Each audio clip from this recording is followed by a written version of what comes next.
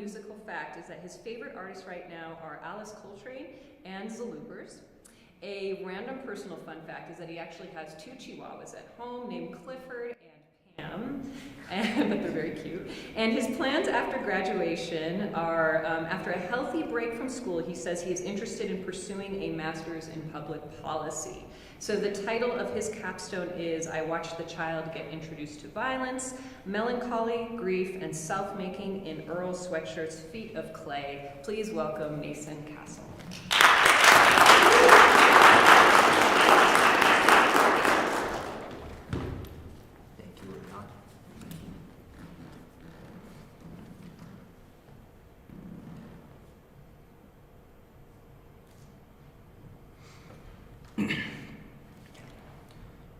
In the summer of 2021, I began the research for this project in a student-faculty research collaboration with Dr. Stephanie Doctor, who is a professor of musicology here at CC.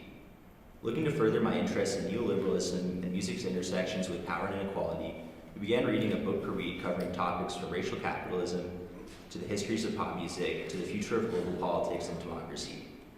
After spending the previous year online and fulfilling music and sociology major requirements during the COVID-19 pandemic, that summer was so meaningful for me and put into context much of the social unrest and imploded public infrastructure during that year. But it wasn't until a moment in my second job that the weight of this research really sunk in for me. After a grueling Friday evening cooking an overwhelming amount of to-go and in-house orders, I was speaking with my coworker about how inadequate Vermont minimum wage was to begin with, and without even considering the degree of intensity our work demanded. He agreed with my point, but then defeatedly offered that getting paid more would inherently require more work. This struck me not only because it was such a frank perception of employment in the service industry, but also because it demonstrated how ingrained and taken for granted for some of the ideas I was studying were in everyday people. False perceptions of meritocracy, the acceptance of economic precarity, and the inability to even imagine a reality in which one could be treated with dignity by their employer were all ideas that now carried much more weight from me outside of their academic context. Since that summer, I have taken considerable coursework related to these topics, which has informed my senior thesis project that I am honored to share with you all today. Although she's not here, I'd like to extend my thanks to Dr. Doctor, who supported the early stages of this work, as well as my interest in musicology during my first 3 years here at CC. I'd also like to thank my amazing advisors, Dr. Hughes of the Sociology Department and Dr. Bonigali of the Music Department, each of whom's enthusiasm, patience, and encouragement have made this project so fulfilling and successful. In this presentation, I'll discuss neoliberalism, the role of popular music in the political imaginary, and the novel methodological approach I used in my senior thesis. To begin, I'll first answer this question: what is neoliberalism? Coming to a succinct and functional definition of neoliberalism was by far one of the most challenging parts of my project. This is a highly contested, charged, and volatile term used to characterize everything from state governance to modern capitalist practices. While I could spend this entire presentation explaining the rationale behind my definition, I'll keep this as short as possible so that I can give ample time to my methodologies and results, which I think are my most rich offerings. In my research, I found myself coming back to the 2 questions that impeded my ability to understand neoliberalism. The first concerned its structure. Well, the philosophical origins are attributed to F.A. Hayek, a notable 20th century Austrian economist. I was more interested in identifying how it manifested in state governments and other social institutions. The second question concerned its character. As a style of governance, neoliberalism encompasses a wide set of policies, institutions, and structures of power that are often inconsistent or even contradictory. How then can we characterize this ideology if it is not realized through uniform practices or along clear lines of motivation? In order to answer the first question, I looked to sociologist Mitchell Dean, who understands it as a thought collective. This thesis posits that neoliberalism is an identifiable but heterogeneous militant movement seeking to influence and appropriate powers of national and international organizations, including states. This approach distinguishes the state itself and the neoliberal regimes of government that are, quote, of and by the state, as well as the external actors who seek direct gain from those regimes. Some institutions in this movement that you might recognize are the International Monetary Fund and the World Bank, who both leverage the debts of poor countries to see to the implementation of neoliberal policies. Answering the second question is more difficult. Neoliberalism as a style of governance supposedly purports limited government, individual liberty, and the untouchable virtue of economic competition. In reality, greater intervention has been demanded of the state to both facilitate the growth of capital and compensate for its external detriments. Individual freedoms are limited by the precarity assumed under a faulty welfare state, and although touted as a hallmark of liberal capitalism, the idea of true consumer freedom appears farcical given the oligopolistic order of many major industries. In spite of these contradictions, and in order to arrive at a functional definition, I examined the historical conditions that prompted the rise of dissepacine, and then critically read the early writings of Hayek so that I could decipher the ends of neoliberalism, despite its inconsistent means. Giving particular consideration to the structural, functional, and racialized characteristics of neoliberalism, I propose that it can be understood as a network of individuals and institutions concerned with influencing the state so that a theocratic, white supremacist class-based order of power can govern under the false pretenses of sustaining the conditions for market competition. Well, I wish I could spend more time on this and offer a clear explanation for my definition. I'm also in the process of learning about this in my own writing, and only have 20 minutes to get through a lot of material. This presentation is also for the music department, so I'll now answer what you're all wondering. How does this actually connect to music? Because I've been writing one thesis about both music and sociology, I've regularly been asking myself, what is even sociological about music? Mark Steinberg offers one answer to this question in his 2004 discussion of music in student protest against the Milosevic regime in Serbia, when he notes that rock music offered, quote, a collective identity and a discourse of opposition that demarcated them not only from the regime, but from other oppositional forces. From this quote, we can see the significant ontological implications when reading philosophies through music. Musicologist Robin James describes this as asking, quote, how do specific pieces of music articulate, revise, and critique philosophical and political concepts? In my time in both departments, I've been most drawn towards scholarship that addresses this question. Following this line of inquiry also informed much of how I structured my own project, which synthesized methodologies from thinkers in both disciplines. But before I get to those methods, I'll explain the predominant musicological theory that most directly animated my project.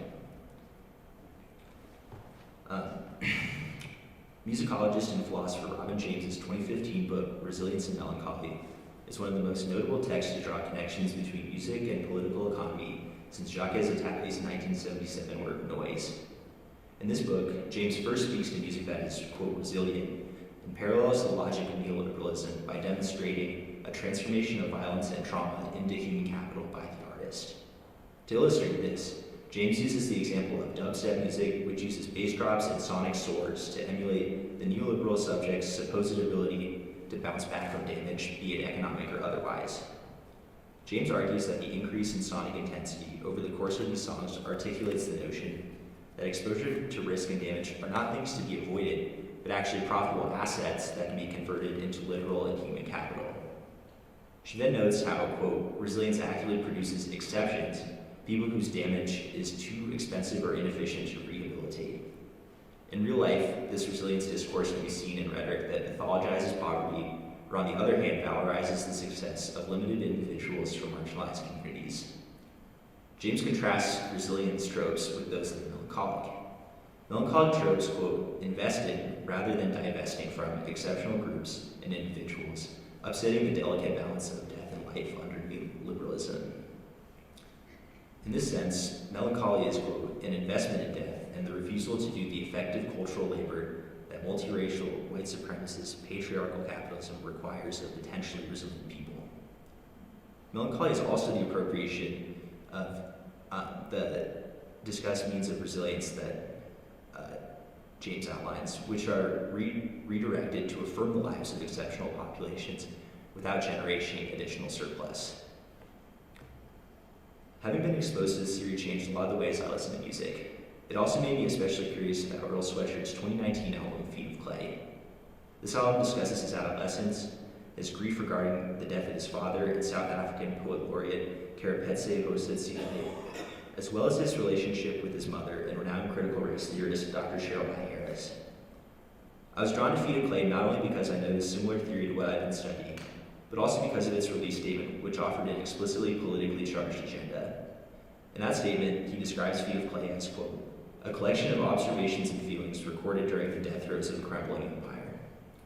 Based on this as well as statements made by the artist and Dr. Harris in the 2019 panel, I began to form my initial research questions. In this project, I wanted to emulate James's practice of reading philosophy through music and determine how, if at all, this album articulated, revised, or critiqued notions of neoliberalism as I had conceived of it. Given the album's intimate portrait of death, community, and family, I also wanted to see how and if this album incorporated James's notions of resilience and melancholy and how it might extend those concepts. As mentioned earlier, answering these questions required a novel methodological approach that departed from what I viewed as shortcomings in both sociology and music studies, which I'll now discuss. A major challenge in this project has been crafting my methodology so that it satisfies the requirements of both disciplines while also best serving my research questions. In music, I first found myself grasping for straws, given that there's little offered in terms of standard methodologies for analyzing music that we might call post-tonal, as opposed to music rooted in classical theory. Furthermore, in undertaking a study of the work of a Black popular musician, I decided I need to give real thought to structuring a project that strayed from musicology's white supremacist roots, or what Loren Kajikawa calls the possessive investment in classical music. In sociology, I found flexible and open coding to be a promising approach. However, most sociological studies, especially those that analyze the content of music, the research will use a relatively large sample size and code using keywords, which is of course beyond the scope of the close reading that I wanted to do in this case study. In Kashikawa's aforementioned article, he notes that music is a, quote, role-making practice with inseparable ties to political and social dynamics. This acknowledges music's innate and dynamic social phenomenology and also brings into question many of the practices common in university music departments. Kashikawa goes on to argue that, quote, although music curricula avoid mentioning race explicitly, they tend to prioritize certain approaches to hearing, performing, and understanding music that reinforce the cultural superiority of classical music. In this way, music, a core component of the liberal arts, supplies the means for a disavowing enactment of race. This not only places subjects of inquiry on a colorblind, but effectively raises hierarchy of quality, but has also left the field with a gap regarding any type of systematized practice for analyzing non-classical music. To counter this practice, I looked to Matthew D. Morrison's article, Race, Black Sound, and the Remaking of Musicological Discourse. Morrison's notion of black sound articulates how, quote, performance, racial identity, and intellectual property relations have been tethered to the making of popular music and its commercialization since the early 19th century. Black sound as a methodology is then a, quote, means of placing the performance of race, ethnicity, and the relationships with other forms of identity at the center of the way we approach and select our subject matter and create musicological epistemologies within the development of music studies. In this research, this entailed first coming back to my own positionality to put it in check what I could even say or achieve. In my literature and coding framework, it then entailed centering the voices of marginalized scholars whose experiences would best illustrate the systems of oppression I was writing about. With these ideas in mind, I had to determine how I would actually conduct my analysis of the album. As mentioned, I knew I would use an open and flexible coding scheme, which would allow for themes to emerge while also being able to design an initial scheme that centered the identity of the artist. However, the standard practice in sociological studies usually demands a sample size of at least 30 to account for a sufficient degree of randomness and to be seen as more generalizable. However, in a few articles I found, New School sociologists have argued that not only does this practice not necessarily guarantee higher quality studies, but actually mirrors neoliberalism's reduction of life and human experiences into quantified statistics. To the first point, ethnographers Mario Luis Smollett and Jessica McCrory-Calarco argue that, quote, the core preconditions of all qualitative data is not sample size or control groups or representativeness in the conventional sense, all of which are necessary for criteria for other methods, but rather the core preconditions of good qualitative data is exposure, the amount of labor given to contact with your source material. From this, I argue that my sample size of one album or 7 songs can be seen as acceptable given the multiple rounds of coding I intend to do in this project. This is a screenshot of the coding software in Vivo that I used to code the album's lyrics. Next to the blue dots, you can see the name of my individual codes, the number of files they appear in, and the frequency across the whole album. As you can see, my codes pertaining to melancholy, family, and grief were the three most prominent in this first round of coding. At this point, what this data tells me is that these themes make up a significant portion of the album and will inform how I relate my own research to the greater sphere of literature. Though I'm still in the process of analysis, this emergently strong theme of death and grief is what I believe will be my key contribution to this discussion of the intersections of neoliberalism and pop music. This code was used when there's any reference to death or the process of grieving, and would often intersect with lines regarding his own family and adolescence.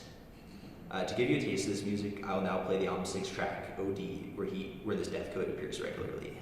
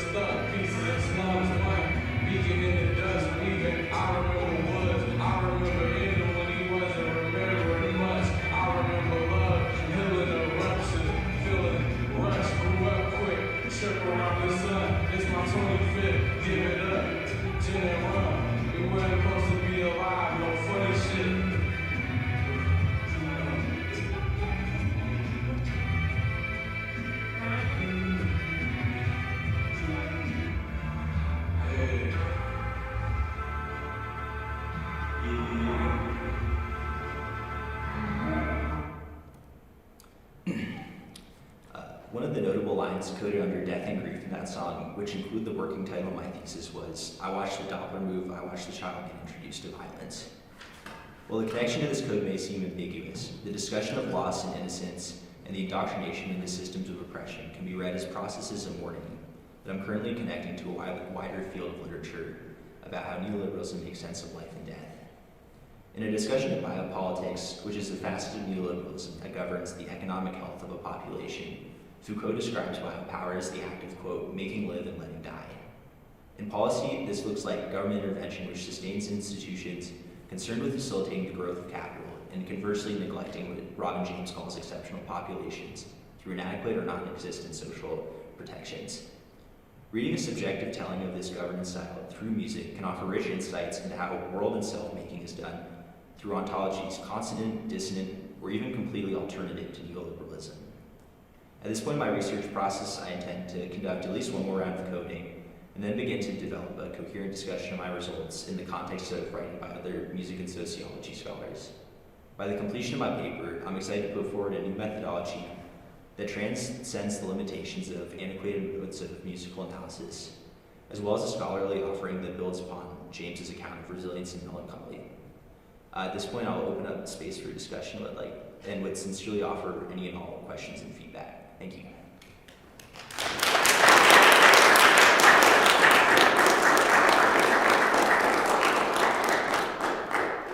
Thank you so much, Mason. This was very, very rich work that you've done here. I'd love to open up some space for the audience to ask some questions if anyone has one.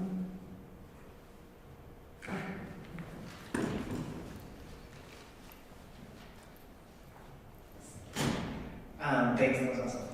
So I have a question, analysis kind of question. So that snippet that you showed, we could see in vivo the kind of lyrical codes that you attached to that passage. Can you talk about the relationship between how you're doing the lyrical coding versus the musical analysis? Like, what would that look like if you were to look at that snippet and say, here's all the kind of concepts that have come out, then where's the music piece? And Like the non-lyrical component, yeah. That's still something that I need to work on in my analysis. I think it's cool that the album is also self-produced, so like you can assume like a degree of intentionality of the relationship between those two things. I think we've also talked about there's a feature in Envy where you can have an audio clip which plays horizontally, so I'd be able to line up those moments where the production would really complement the lyrical themes that I'm looking at. But yeah, that's where I'm at with that. Thank you. Other questions?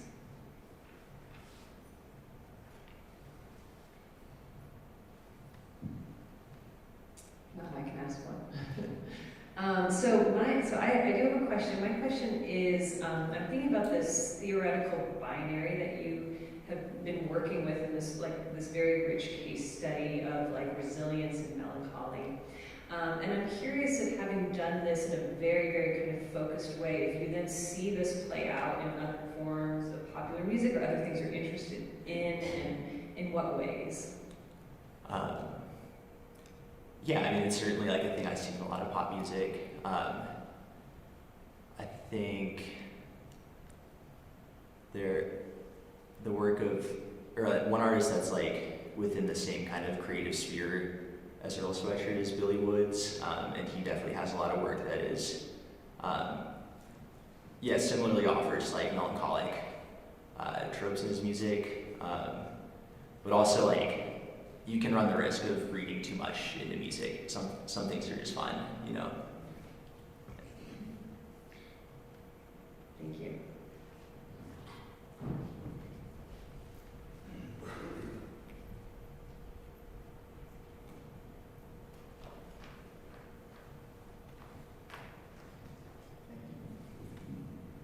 Thanks, Mason. It's been really wonderful eye-opening for myself to work alongside you on this project, especially with Dr. Hughes as well. And I wonder if you could talk a little bit more just for the people in the room that haven't done a lot of coding, a lot of that, kind of the process of, the selected codes that you highlighted that were coming up with greater frequency in the example you showed. What are some examples of some codes that you thought were there that didn't work out? Are there codes that you now have done that you've done this work and started in the analysis creator that you might want to add as additional codes that you weren't even thinking about when you started going into the project? Yeah, totally. If I go back to the slide,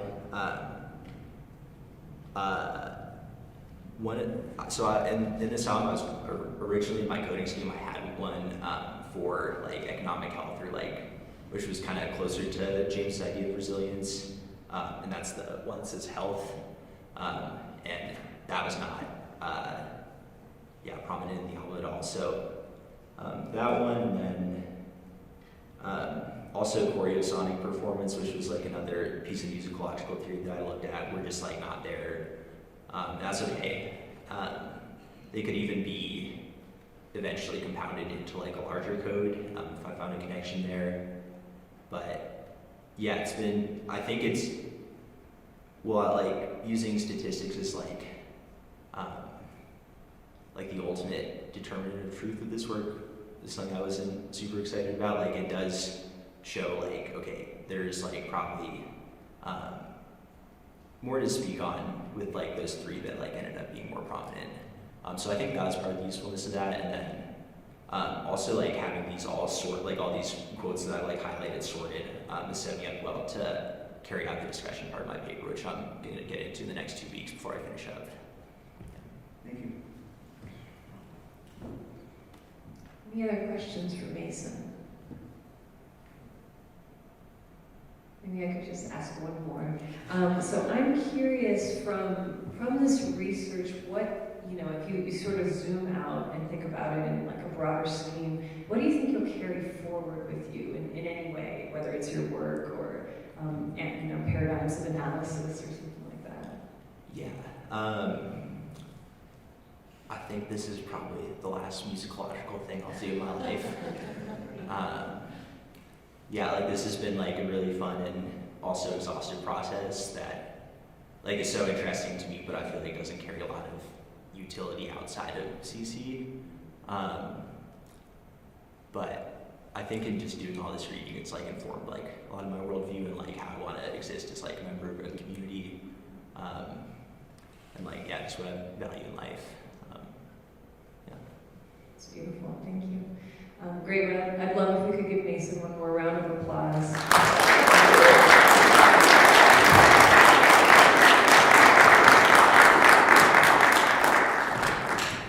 All right, so I think we are ready to start transitioning to our next presenter, which is... So, while Ike gets set up, I will introduce him. So, Ike Woods was born, or I'm not sure if you were born there, but your hometown is Salt Lake City, Utah. Were you born? Yes, I was Okay. actually. A personal musical fun fact is that he started singing when he was about 1.5 years old, and his parents couldn't figure out what he was doing, but a family friend realized he was actually singing The Circle of Life. So that's very fitting. A random personal fun fact is that he would like to be a voice actor someday, at least for a little bit, because he likes making different voices. And his plans for after graduation are to audition and eventually perform on Broadway. So the title of IK's capstone is The First 10 Minutes. Welcome, IK. Thank you.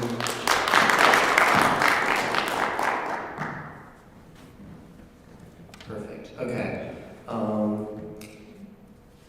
So when I was trying to figure out what I wanted to do for my thesis, it kind of was stuck for a while, and then eventually I just decided to think about what are the things that I really enjoy about music. And I realized that what I really like about music is telling stories, and of course, musical theater more specifically. I really like musicals, and I really like stories. A lot of what I'm passionate about, and I find myself pretty captivated by how a story can begin.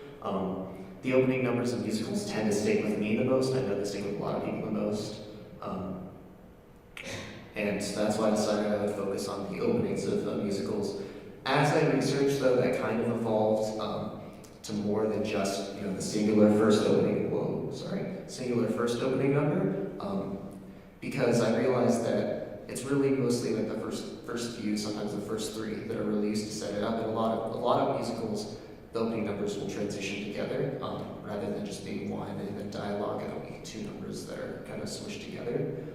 Because of that, I expanded my research a little bit.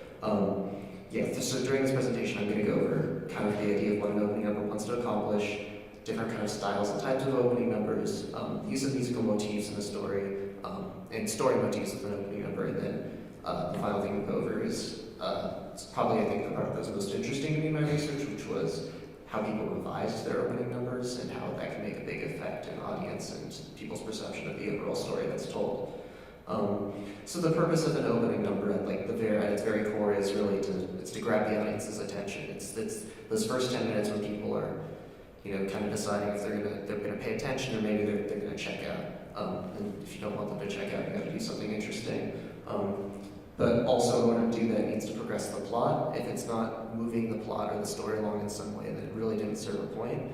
If it's not doing that, there's no need for you to have that opening number. Some of the ways it can do that is to establish the setting or establish a character, or maybe it just plops you right in the middle of the story and you're trying to figure out what's going on. There's lots of really creative and interesting ways that it can be done.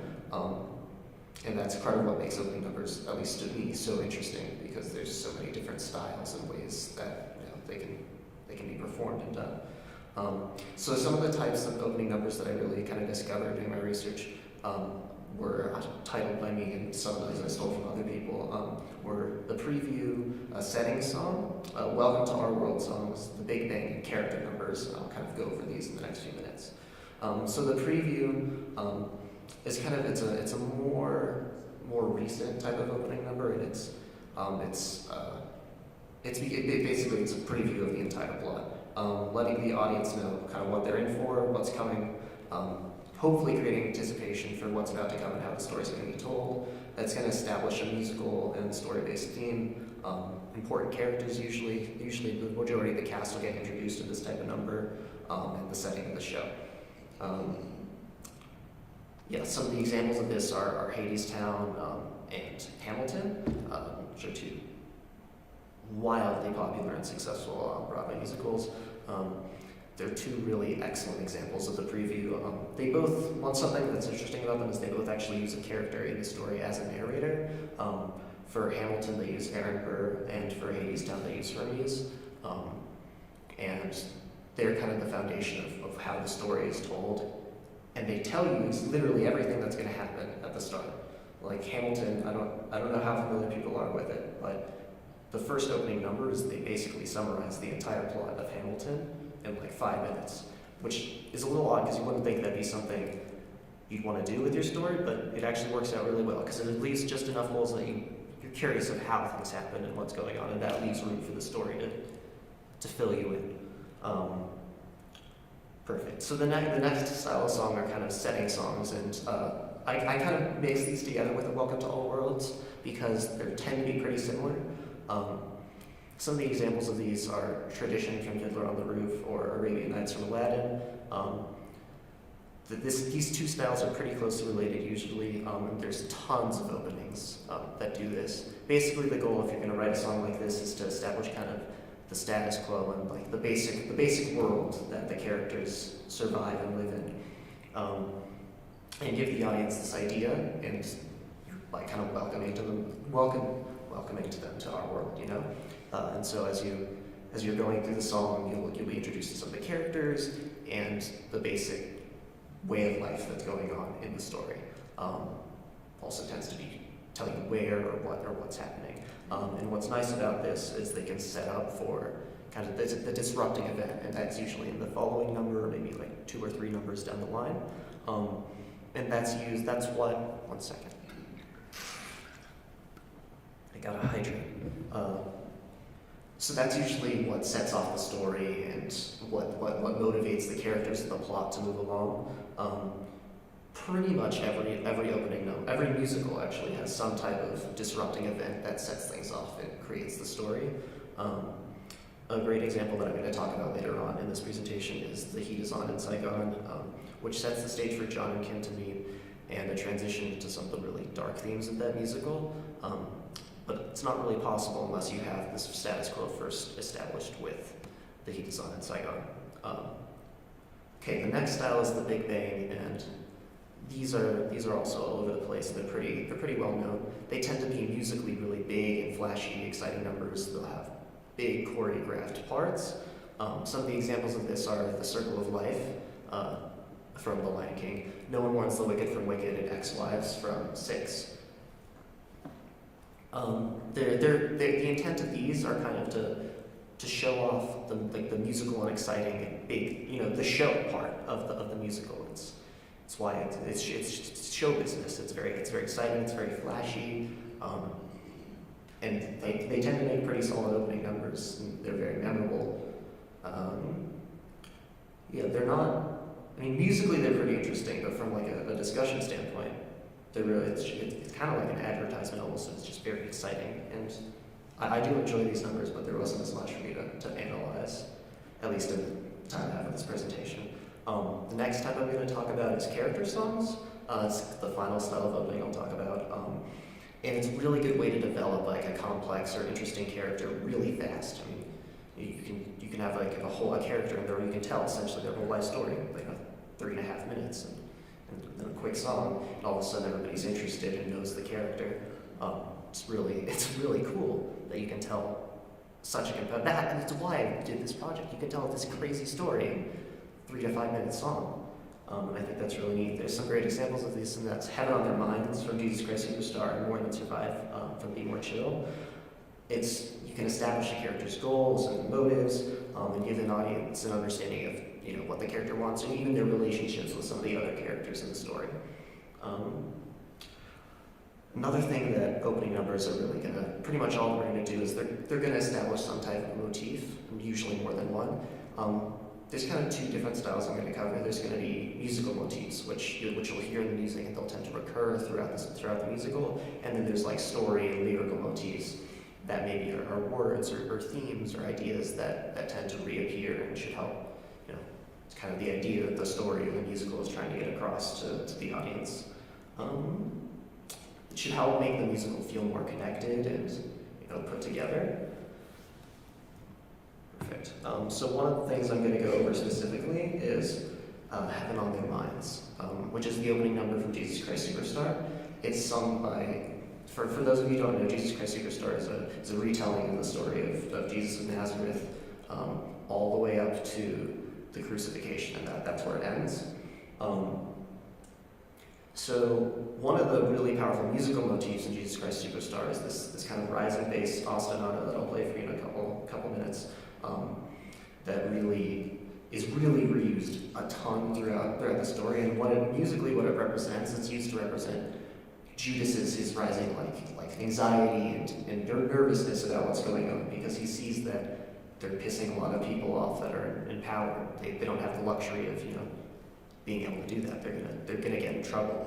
And this entire song is about Judas's doubts and trying to convince Jesus to take his foot off the gas a little bit, because he's afraid about what's gonna happen. So it's essentially the opening. There's a little like overture first, and then there's this ostinato starts, and it's probably the most memorable piece of music from the show. It winds up being repeated when Jesus is receiving his whipping, his lashes, and using that, it kind of gives the audience this little idea of like, Judas was right. Like, look what's happening. Like they're paying the price of all their actions right now, and kind of replaying it during that scene helps to remind you and link the two ideas together. So I will now just play a little bit of that opening number first.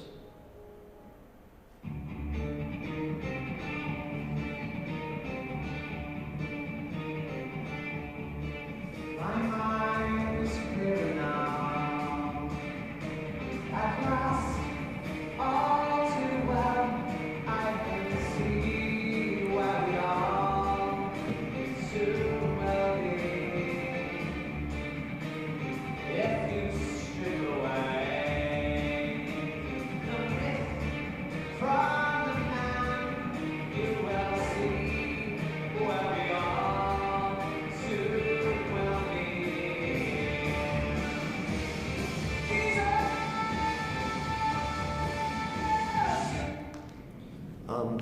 So using that number, right, they introduced Judas, they introduced his doubts about the whole situation. That wasn't even a whole number, that was like 30 seconds of it, and you already have a pretty general idea of how Judas feels, what he wants, and what his doubts are. And we get that little motif that helps to remind us later on in the musical,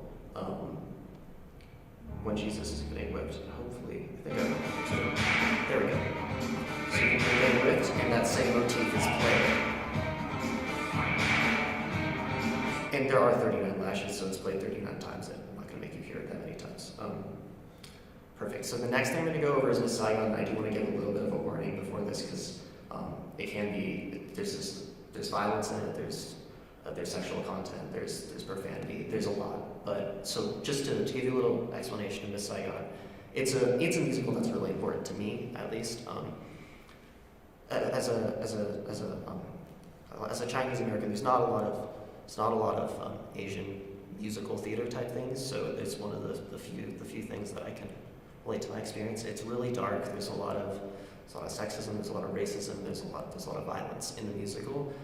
But what I really love about it is how in your face it is. Because, well, obviously I haven't experienced to the same extent that it's shown. I've experienced, people making fun of my name and people doing all sorts of things just because I'm a little bit different than just because I'm Asian.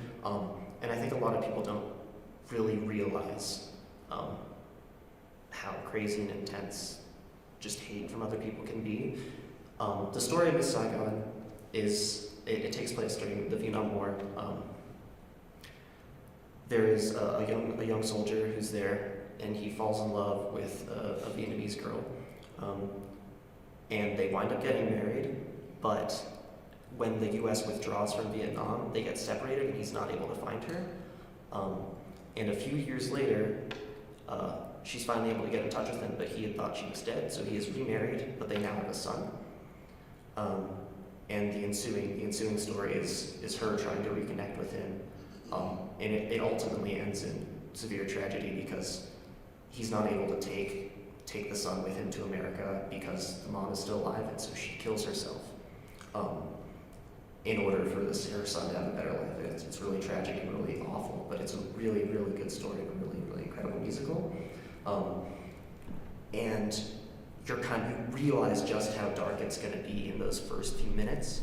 during the transition from the first song, which is the Heat is On Saigon, into a song called The Movie in My Mind, which is, the first one is kind of this, they're in the red light district, and it's revelry, it's exciting, there's sexual context, but it's kind of fun, it's kind of exciting, and there's a brief moment of dialogue where one of the characters is talking to another GI who she's trying to convince to take her to America to get out of the life that they're in, and he's not having any of it.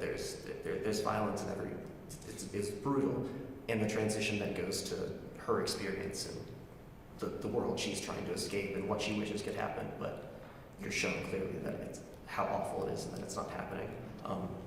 So I'm just going to play that excerpt for you guys, because it is really important to me.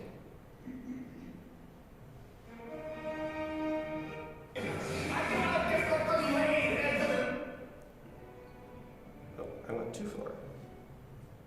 There we go.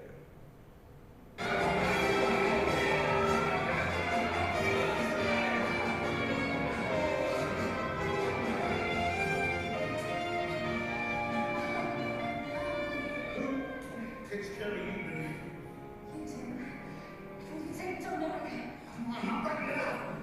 Hey!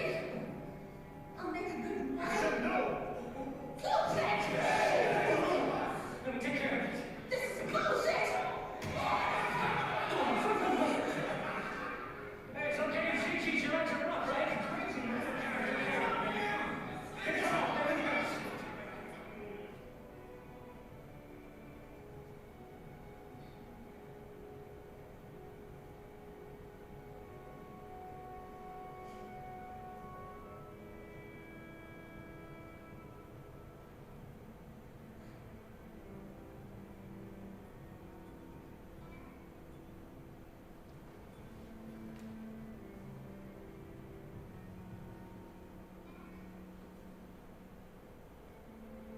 You're not nice, they mostly noise. They swear like men, they scream like boys. I know there's nothing in their hearts, but every time I take one in my arms, it starts the movie in my mind that you really leave behind. So yeah, it's pretty brutal, but I find it very powerful. Second, let me go back to presenting. There we go.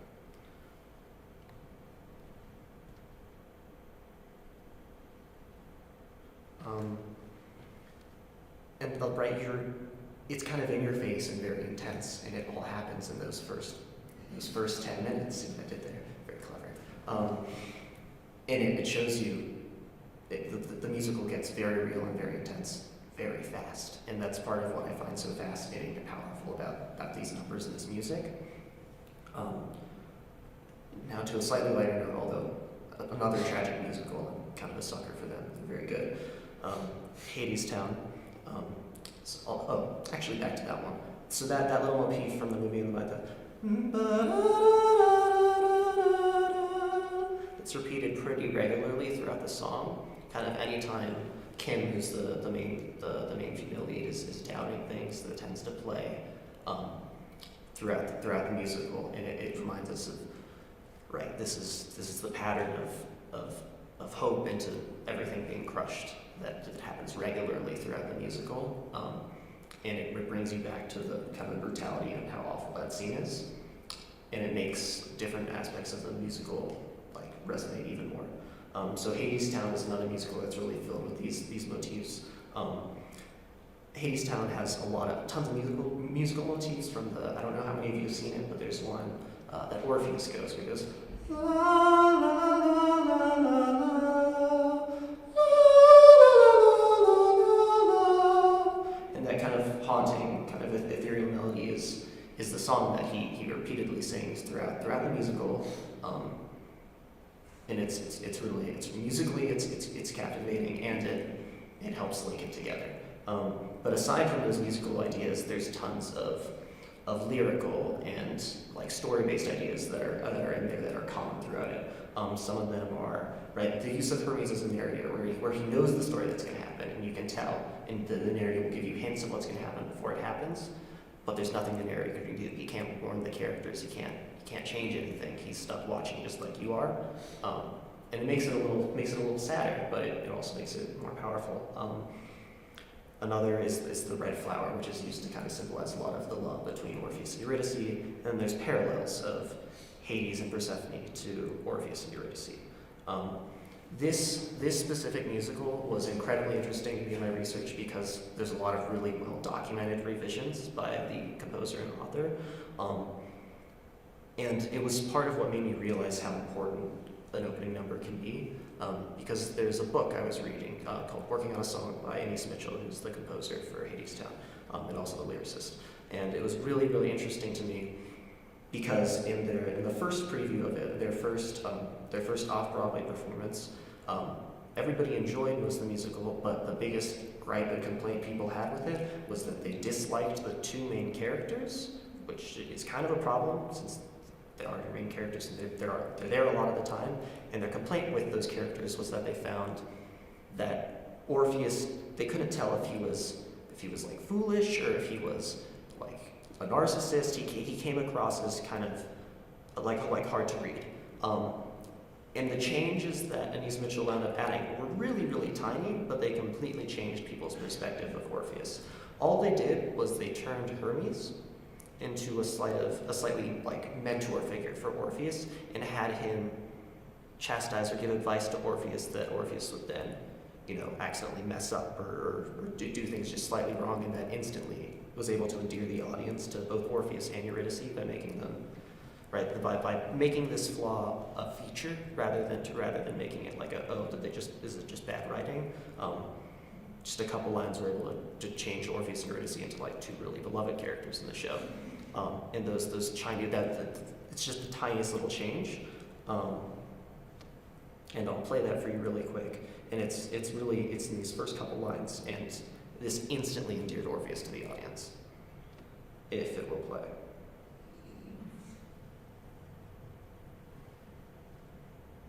You want to talk to her? Yes, Go on. Orpheus, yes. don't come on too strong. Come home with me. Who are you? So by having him be given the advice to not be too strong, Orpheus being like the passionate character he is, immediately leads with "Come home with me" as his first bit of dialogue with Eurydice, and that instantly, the audience is instantly endeared to him and his naive way of looking at the world. He's just very passionate and excited, and that small change made them go from disliking the character to absolutely loving him. And that's crazy that like those 4 lines of dialogue that are added can change how people perceive an entire story. So I think that's where I'd like to end. And I'd like to open, first, before I open up to any questions, I'd really like to thank Ryan Medigale and Tom Lindblade, who doesn't work here anymore, hasn't for a while, but he helped me a lot with this. I was talking to him. And everybody in the music department, I'm super grateful to all of you guys. So thank you. And does anybody have any questions for me?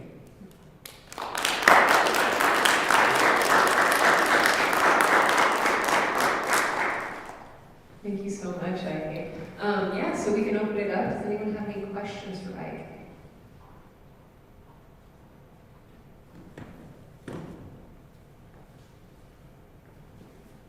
Well done, Ike. Thanks, Simon. I just was kind of curious as to when you were going about choosing your songs for this, or looking at your musicals, if there was a moment where you had to sort of decide what counts as the first 10 minutes or the opening number. Yeah, there was. So at first I was just going to do just the opening number, and then working on Hadestown specifically, I realized, I kind of need those first 3, and then I started looking at other musicals and I realized it tends to be about roughly those first 3, and then I realized if I wanted to be a little more specific, if I just took the first 10 minutes, that tended to cover it, and so that's what I decided to go with, was about the first 10 minutes of the musical. Other questions?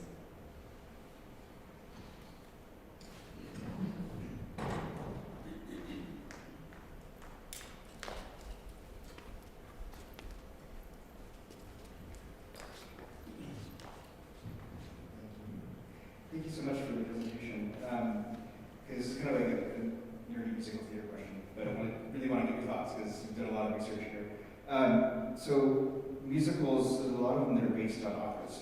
And you talked Yes. about a couple of those here, right? Hades Town, Montgomery's Orfeo, Saigon, Butterfly, Exactly. Puccini, Rent, La Boheme, Aida. So there's a lot of these musicals. So I guess the question I have is, do you see any connections between shows that are based on existing operas and the ways that their opening numbers are constructed? Is there any kind of similarities there, or are they all kind of take their path? I mean, I think there is a lot of one similarity I've kind of noticed across a lot of musicals is that with an opera and how it's fully sung through. Well, musicals aren't always sung through, but those first 10 minutes tend to be pretty close because I think keeping it musical and pushing together helps to move it forward really, really close. And I think that's something that's definitely been taken from operas through in the idea of musical theater because I think it's really effective.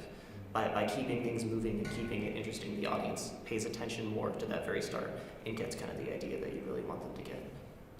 Yeah. Mm-hmm. Thank you so much for this. So you're obviously a scholar of musicals. I assume you're also a fan of musicals that comes across, but you're also a performer of musicals. And I'm curious, as a performer, if there is a certain category of openings that is especially kind of exciting to do, especially knowing that oftentimes you perform one thing over and over again. I love character songs. I love them so much because, like as an actor and a performer, you can change the whole narrative of the story just from how you decide to act that one song. But it's right. The lyrics are going to stay the same. The music will be the same. But you can if you just think about it, changing four lines of lyrics can change people's entire perception of the show. So what can you do with the whole song? You can completely alter how the show goes by your acting. And so those are always really exciting to me. We have time for one more question. I have one, but okay. Oh, I thought I had a question. My recollection going to musicals when I was a kid was that there was, for the first number, there was really just kind of some kind of an overture. We were an overture, and then they had all the tunes Yeah. that were going to come up. And you're not talking about that. You're really talking about the first number that really throws us into the story and the feelings, right? Yeah. When I was kind of looking at it, I decided to not count the overtures at all because they didn't they're interesting to me. But if I did that, I might as well just go over the whole show. And I really wanted to focus more on kind of when the story starts. Because the overture doesn't really start telling the story. It's when the lyrics start and the singing and the music all comes together. At least for me. That's not to say that I dislike overtures. So I am curious. I wanted to ask, it's a tough question probably, but what your favorite musical is, and from the perspective of if someone were to just give you tickets right now to see something tonight. Oh, Hades Town. Easy. Okay. Wonderful. Well, I'd love for us to give a round of applause to Ike. Thank you so much.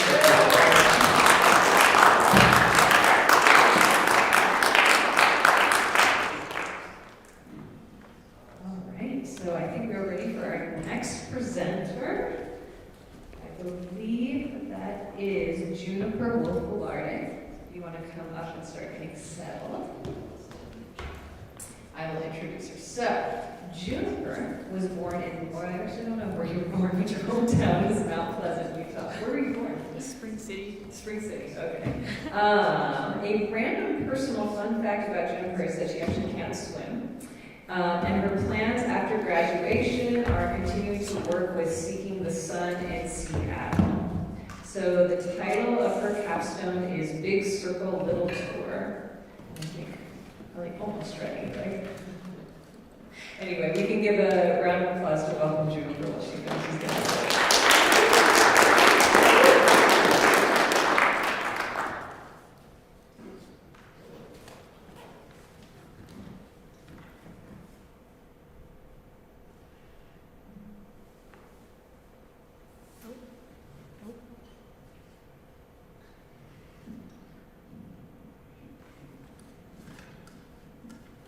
Hello, everyone. My name is Juniper Wolf, and I'm pleased to be presenting my capstone thesis to you. Oh, is it on the screen?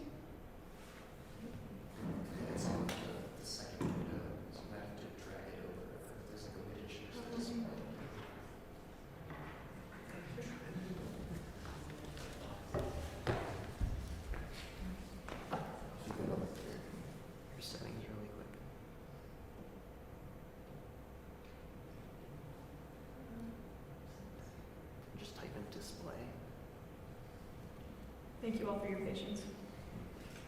Yeah.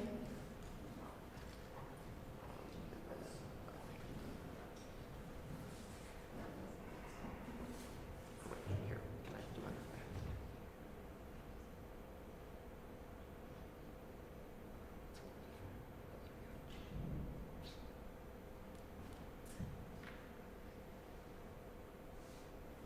Here we go. My name is Juniper Wolf, and this is my capstone presentation.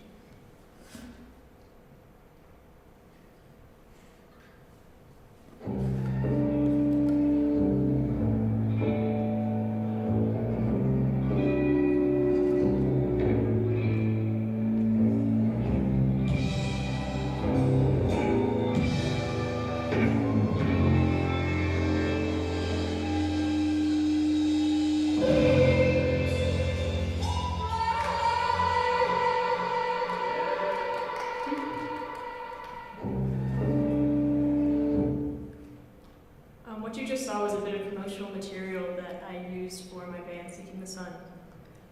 Music has always been a driving force in my life. From a very young age, I was fortunate enough to be included in communities where musicking and the receiving of music was a central element of the community. This theme of communal music has now continued into my early 20s, and for the past year and a half, I have been fortunate enough to play and perform with my band, Seeking the Sun. We've played at a large variety of venues, spanning from basements to nightclubs. I decided late last year that for my thesis for the music major, I wanted to do something that I really cared about, and that would not only benefit me, but benefit other artists in my community. I decided that I wanted to carry out a multi-state band tour and document my experience in the planning and execution of this project. There hasn't been a great deal of research done within the music industry on the navigation of small and unrepresented artists from an ethnographic perspective. Ethnographic meaning my own experiences then applied to a broader world perspective. My intention was that the members participating in this research, my bandmates, would gain valuable knowledge on how to navigate an ever-evolving music scene as independent musicians in a post-COVID landscape.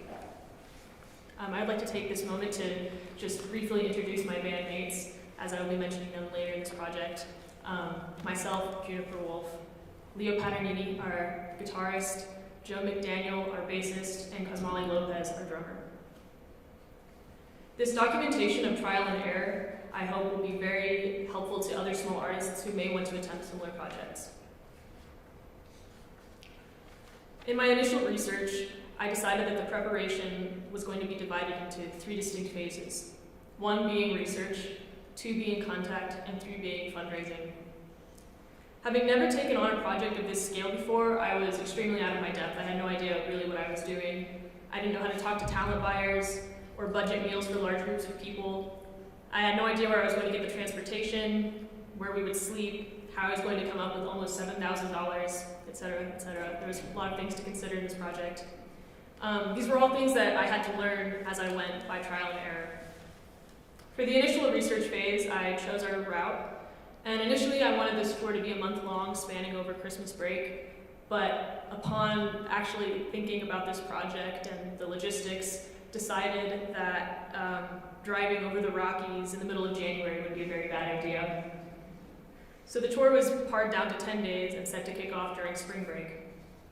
I then had to decide on an actual route.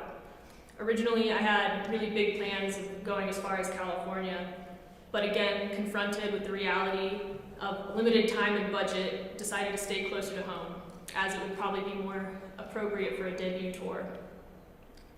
We settled on a loop starting in Colorado Springs, middling in Salt Lake City, and ending in Denver. Now came the more difficult part, which was contact. I contacted every bar, lounge, and venue in Colorado and in Utah, and very quickly discovered that actually booking the gigs at each destination was going to be a lot more than I had initially anticipated.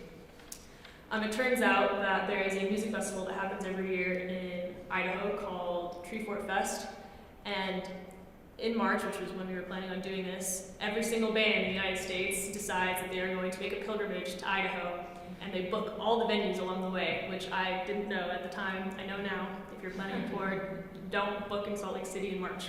Or if you're going to book like a year in advance. At this point, I was already booking 6 months out, so I was a little disheartened and a little discouraged. I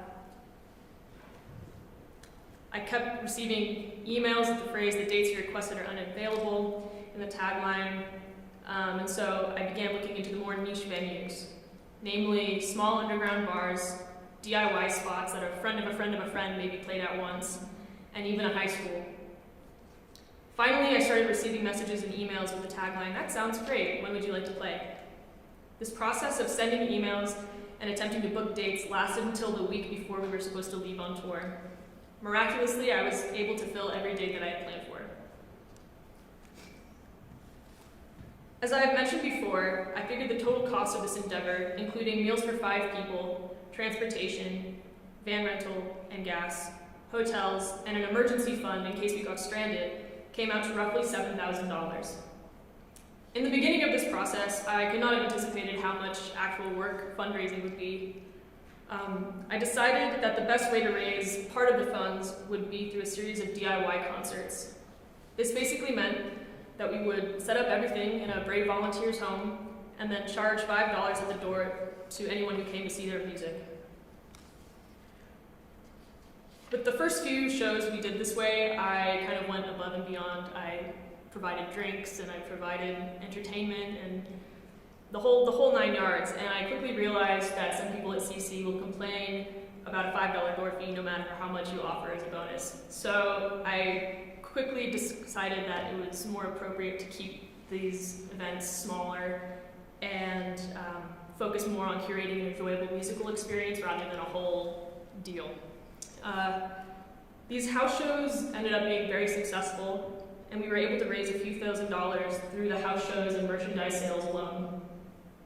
While the goal of these events was to raise funds for this tour, I also wanted to make a special note about curating environment.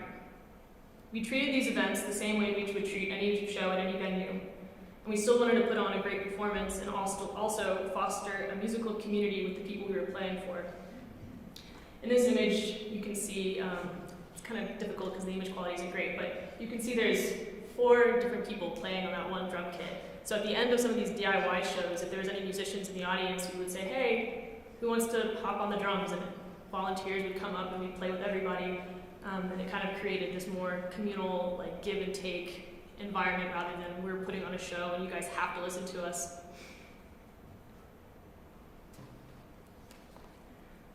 I knew that the fundraising through the DIY shows wouldn't be enough to raise the full amount needed, so with a bit of guidance, I decided to apply to both the Venture Grant and the Student Seed Innovation Grant. Writing for both of these grants really helped me to solidify my goals for this project and to think about how this project could be used as a tool for others, as a give-back portion is a stipulation of the Student Seed Innovation Grant. What I decided as a give-back, or my give-back would be through this project, is I will be creating a small guide for other artists who may want to attempt a project similar to this one on how to get started, where to find funding, that sort of thing. The first big roadblock came in December when I received an email explaining to me that I had not received the Innovation Seed Grant. I immediately went into a panic, thinking that this was the end of 6 months of preparation and work, and really just sent some really panicked emails to Dr. Benegale and everybody else.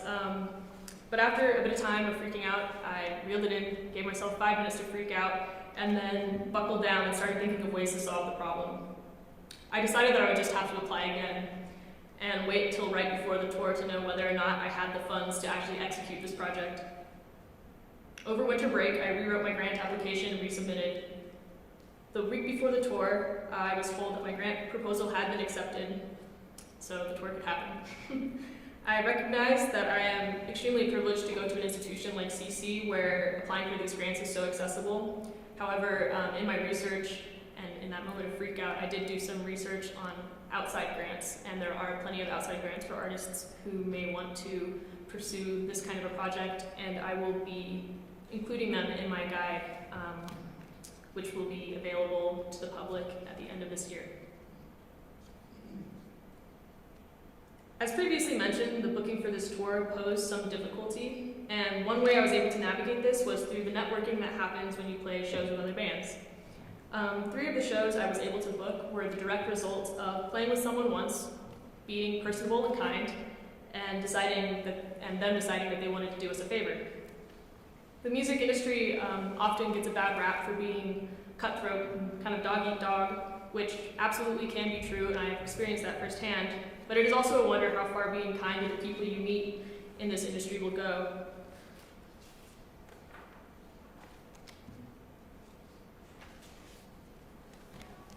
Aside from the funding, there were many other details to consider. One such detail was how we were going to get from location to location. For a while, I thought about renting a U-Haul van, but realized that that would be prohibitively expensive. We considered taking 2 smaller vehicles, and this probably would have worked, but would have been also more difficult and more expensive. Silly me, I forgot that CC has a fleet of passenger vans. The only problem with this was that we needed an additional person outside the band to drive. Leo and I don't have licenses. Cosmali was not CC certified to drive, and Joe McDaniel, our bassist, was not a CC student. So for several months, I tried to find someone who would be willing and able to drive us, and I almost gave up and decided to call it when I realized a coworker of mine, Ethan, who works with CC Mobile Arts and was also certified, could possibly drive. So not really knowing much about him, not really being friends with him, I asked if he would be willing to play chauffeur, and for whatever reason, he agreed. Thank you, Ethan. And sigh of relief, I reserved the van for that day. Leading up to the tour, I knew that we would need a great deal of advertisement to make people aware. Instagram, as much as I hate to use it, is an excellent tool for marketing and advertisement when you have virtually no other resources. I ran several Instagram ads, one of which was the big orange sun that floated up at the beginning of this presentation. And I was able to target specific audiences in both Denver and Salt Lake City, and I think that worked pretty well. Finally, tour kickoff day arrived. Our route took us through Dolores, Colorado, Monroe, Utah, Mount Pleasant, Utah, Salt Lake City, Logan, Utah, back to Salt Lake, Denver, and ended in Fort Collins. All in all, we played 9 shows over the course of 10 days. Given the time constraint on this presentation, I decided to only go into depth on our 3 most notable performances. The first show I will talk about was our Fairyland show. Fairyland is quickly becoming a staple in the DIY scene in Salt Lake City. For those of you who don't know, DIY means do-it-yourself. And it's basically where people open up their own homes and turn them into public venues.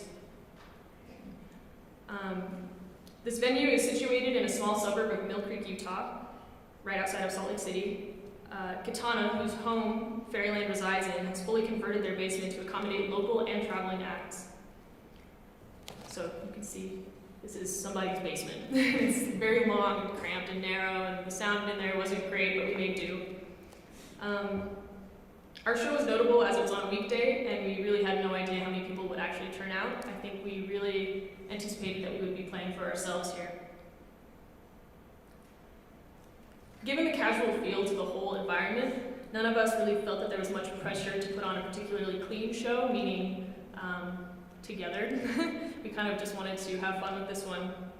All in all, about 20 people showed, and we gave a performance that we all actually felt really good about. This show felt like we were playing for ourselves. It felt more like a practice session rather than an actual venue show, but I feel like we gave a venue quality performance. Despite the almost claustrophobic nature of the space, given the size, it did feel intimate in a way that many other venues we played did not. The next show I will talk about occurred the following night. We traveled an hour and a half north to a venue called the Y Sound. And for whatever reason, we had decided that this was a very important show. The bands we were playing with were all well established in the local scene, and we knew they were going to draw a large crowd who wanted to make a very good impression. We decided we were going to play our best show yet. This was a mistake. We got to the venue and realized that these other bands were a much bigger deal than we ourselves were, and we really wanted to impress them, and I think that that pressure just led us all to maybe not feeling nervous, but maybe competitive, which is never a good thing to feel before you are set to play. The first band, a group called Over Under, totally blew us away. They were fantastic musicians, and now we were even more sure that we needed to play our best and put our best energy out in order to successfully follow that band.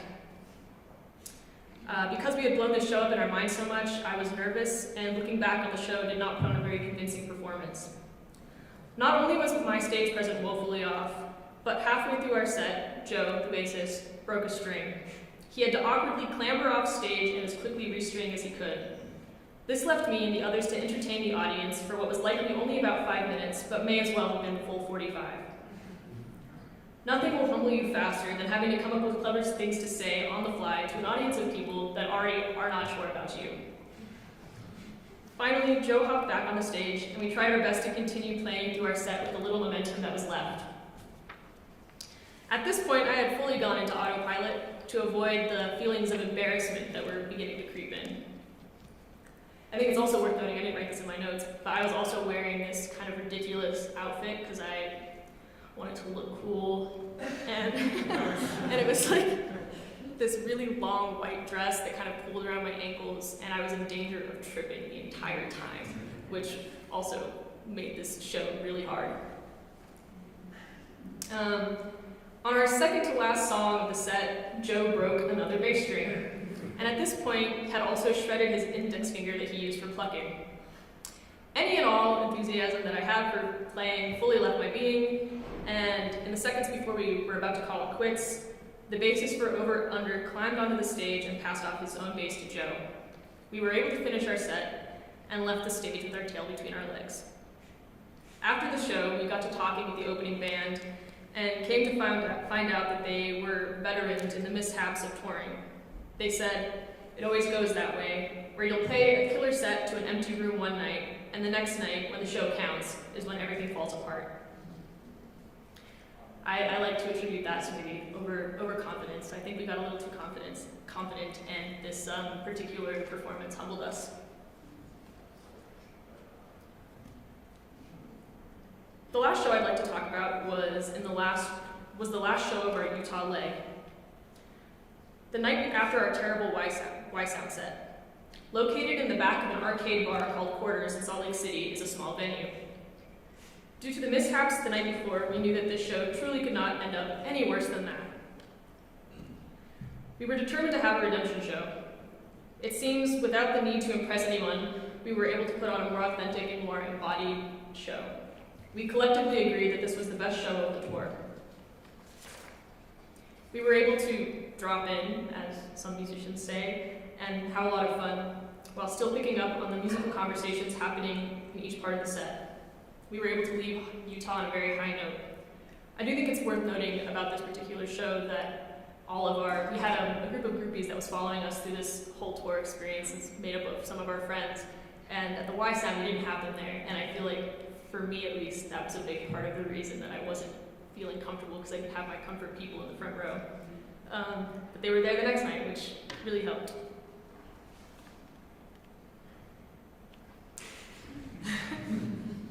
Some important things I learned about touring. Space and place are extremely important. Having an empty room can make the difference between a great show and a pretty terrible show. Both directions. If you're having a hard time not seeing audience engagement, that can make performing very difficult, not really being able to gauge how you sound or what's happening. It can go the other way, where if you're playing to an empty room and you are not really caring too much about what other people think, then it can make for a really great show. The inverse is also true with very crowded spaces. If you really feel like the audience in a crowded space is responding positively, it can really help you and your confidence. And if like at the Y-Sound, things are going wrong and the audience doesn't seem to be enjoying it, then it can just totally tank you. Another thing that I think is important is the importance of the sound guys. I don't think they get mentioned often enough. In all of the venues where we felt like we didn't put on a very good show, a lot of the time it's because the sound person wasn't balancing our sound well in a way where all of us could hear one another, so we were kind of playing in the dark in a way, where we couldn't hear each other in the monitors. And so one person's too loud, one person's not loud enough, and the whole balance of the whole show goes off because you're just playing in the dark. Traveling with people that you really like to be around is also very important. I could see a million ways that this whole thing could have gone really wrong if I did not like the people I was traveling with. We actually did play with a band who the guitarist said he hated the lead singer, and I don't think he was joking, and their whole stage presence was they weren't very fun to watch because it was just the singer going crazy, and you could just tell that his bandmates did not like him. So I hope in the future to always play with people that I like and to travel with people that I like. And this is our band. And that concludes my capstone presentation. Thank you.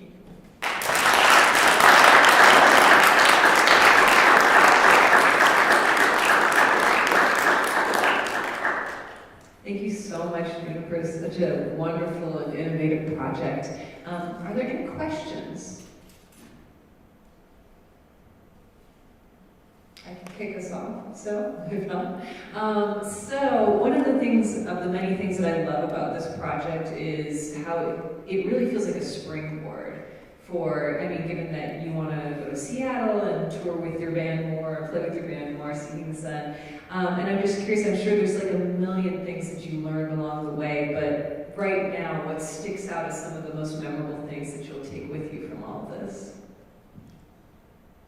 I think for me personally, and I can't speak to my bandmates' experience, but for me personally, I feel like this whole tour was a very humbling experience. I think it's really easy to get an inflated ego when you're playing on a campus this small, exclusively for college students. It's hard to remember that you're a small fish in a very big pond when you're interacting only with members in a community this small. So that was my biggest takeaway, because that I have a lot to learn. Do you feel like you got a lot of that from this experience, or definitely some tools from this experience? Yeah, I think that was my biggest takeaway. I did leave this experience with more confidence. Like, I feel confident that I could book another tour of a larger size, more extensive tour.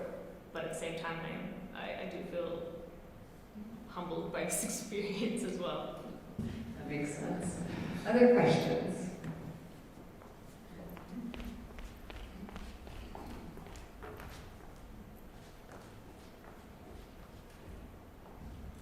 Thank you so much, Angela, for this. So just something of a follow-up for this, since it sounds like you've done so many things right planning this tour, even though this was your first one, I'm curious, thinking for the next tour, that you've just mentioned, starting to maybe imagine and dream out, what is maybe one thing at least that you would do differently than the approach you did for this tour? I think I would contact venues a lot sooner than I did. I mentioned before that I wasn't able to book a lot of venues that I wanted to because I was too late. I think that a lot of people don't realize that you really have to start booking almost a year in advance for certain venues, or sometimes even more. I definitely didn't realize that, so if I was planning a tour in the future, I would start booking probably a year in advance, or at least 6 months at the very, very least. Thanks. Any questions? Oh, okay.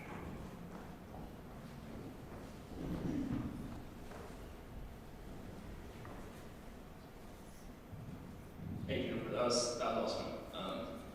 I'm bummed I wasn't able to see any shows, but this presentation is cool. My question is, I guess my initial question is, were you able to make any money from any of the shows you played? And then I think a follow-up question is, how do you, if you're planning on going on a tour again or playing more shows, how do you envision making money off of something like this? I think the unfortunate reality is when you're first starting out, you're going to lose money, Yeah. and you have to be prepared prepared to lose money. We did make some money, but nothing near the amount we spent on this tour. I would say we made maybe half of the money back. So, if you're planning on ever going on a tour, you have to be mentally prepared for the fact that you will probably lose a couple grand. Yeah. Yeah. Cool. Maybe one more question. Hi, I was just wondering if you were making money or sort of you weren't doing it for a project, like where would the money come from and how would you divide it among the band and how would you sort of keep that fair? Yeah, so the way that our band operates, I don't know, I mean, I know most bands do this, where any money that you make from shows goes into a band fund. It's a collective instead of divvying it up between individual band members. And so the more shows you play, the more accumulates in this band fund, and you can use that for a variety of things. But the way I would do it in the future is I would play more DIY shows because they tend to be more lucrative because you're not splitting a cut with the house. Usually, or if you are, it's a much smaller cut. The house a lot of the time takes sometimes more than 50% of the door. And sometimes, depending on where you're playing, they'll also take a merchandise cut, which, don't ask me why they do that, but they do that. So if I was going to do this again, I would play a lot of DIY shows, let the money accumulate in the band fund until we had probably twice the amount that we would need for another tour, so that we still had money left over.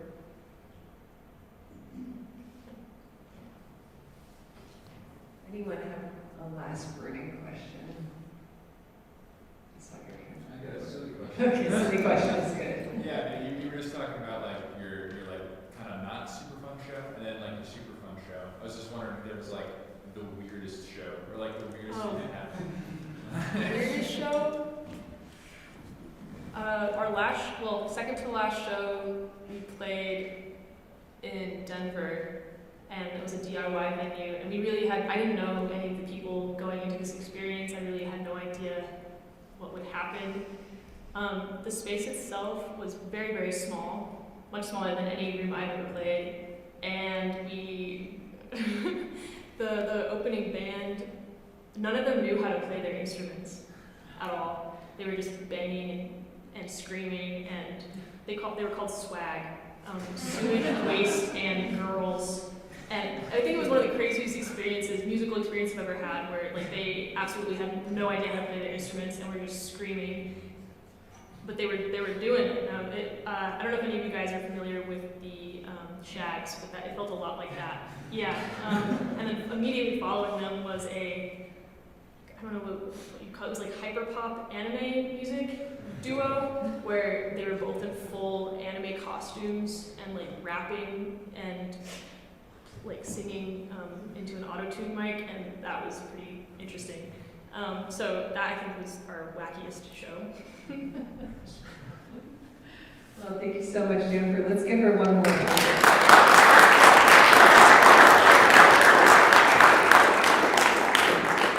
All right, so before we continue with our last two presenters, how would everyone feel if we took a 5-minute break? Okay, so let's do that. It's 4:30 now. If we could come back here around 4:35, that'd be wonderful.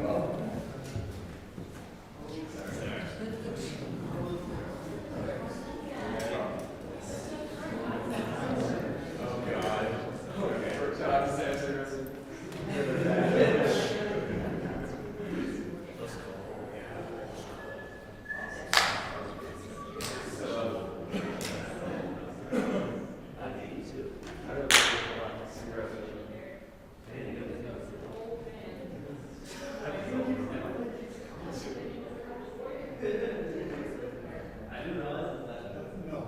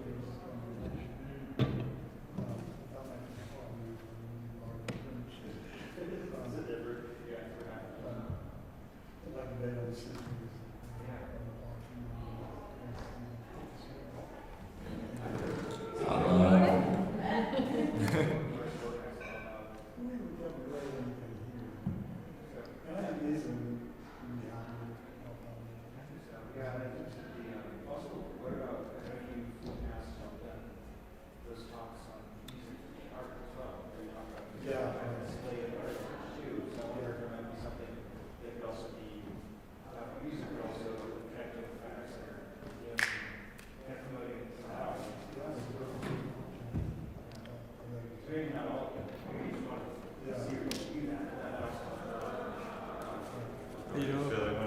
I feel pretty good. Yeah, definitely more nervous. So you didn't put your face on the Angelos pictures? Not in the opening, but you will see there is. I don't know, really did the spoiler, I can't wait. Why is it? Oh, are there? Okay, I need to be able to pull up Ableton Oh, that's good. while it's. Yeah. Oh, that's not us. But you can run it like I guess don't quote me, but I don't think it's for anyone else. Yeah, I think I need to change the sound reference in Ableton. I know. This is kind of tough though, because I wanted to click on individual things, and it's gonna be really hard to do it. Is there a way I can just put it so it's like on my? You're also, there will only be like, well, there's 7 and 2 potentially. Oh, you mean just mirroring the display? Yeah. Yeah, we can do it. Okay, I'd rather just. Yeah. How do we do that? So,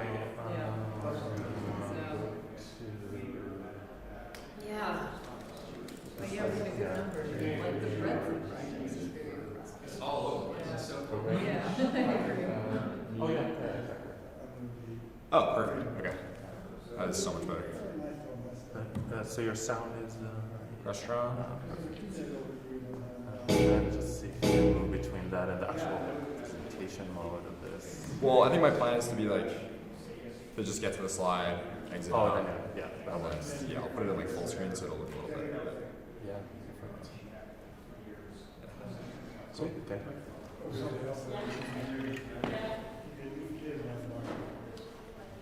What's your musical fun fact? I don't know, it's something about like me playing Blackbird on the violin when I was a kid. Yeah.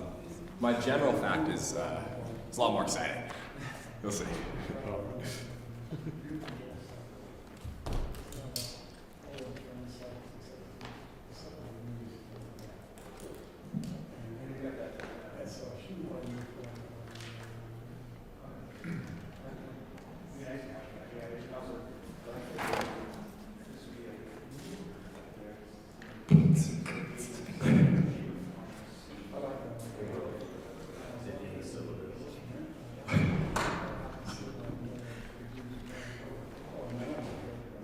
Yeah.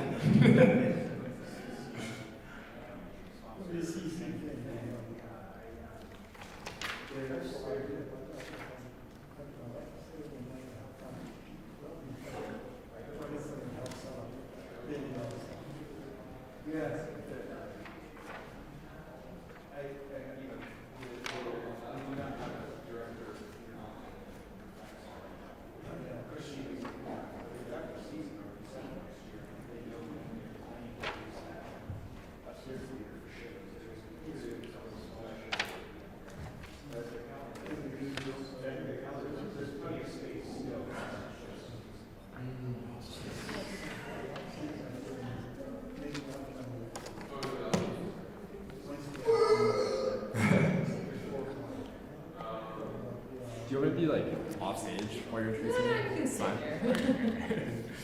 Didn't know you wanted to do No it. hard and fast rules. Okay. Okay. Just make sure. Oh, good thing I checked that. It doesn't work. That should work. Oh, sweet.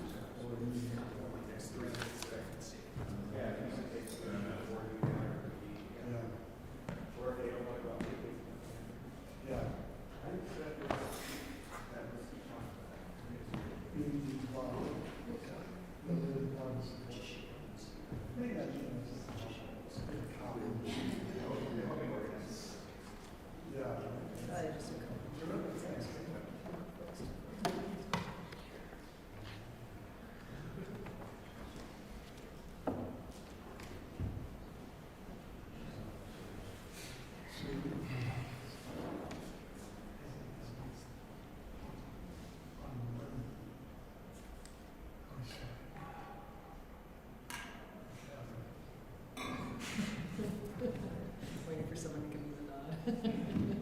Do we feel yes? Yes? Okay. Your turn. Yeah. I just always look for that extra nod. Someone usually gives me a nod from somewhere. Hi, welcome back, everyone. Oh, I see some people up there. Hi. Before I introduce our last two presenters, I want to remind everyone that there's a small reception outdoors that we'll be, enjoying afterwards. So please feel free to stick around and celebrate all the wonderful work of our seniors. All right, so it's my pleasure to introduce Will Landgraf. Will is from Los Angeles, California.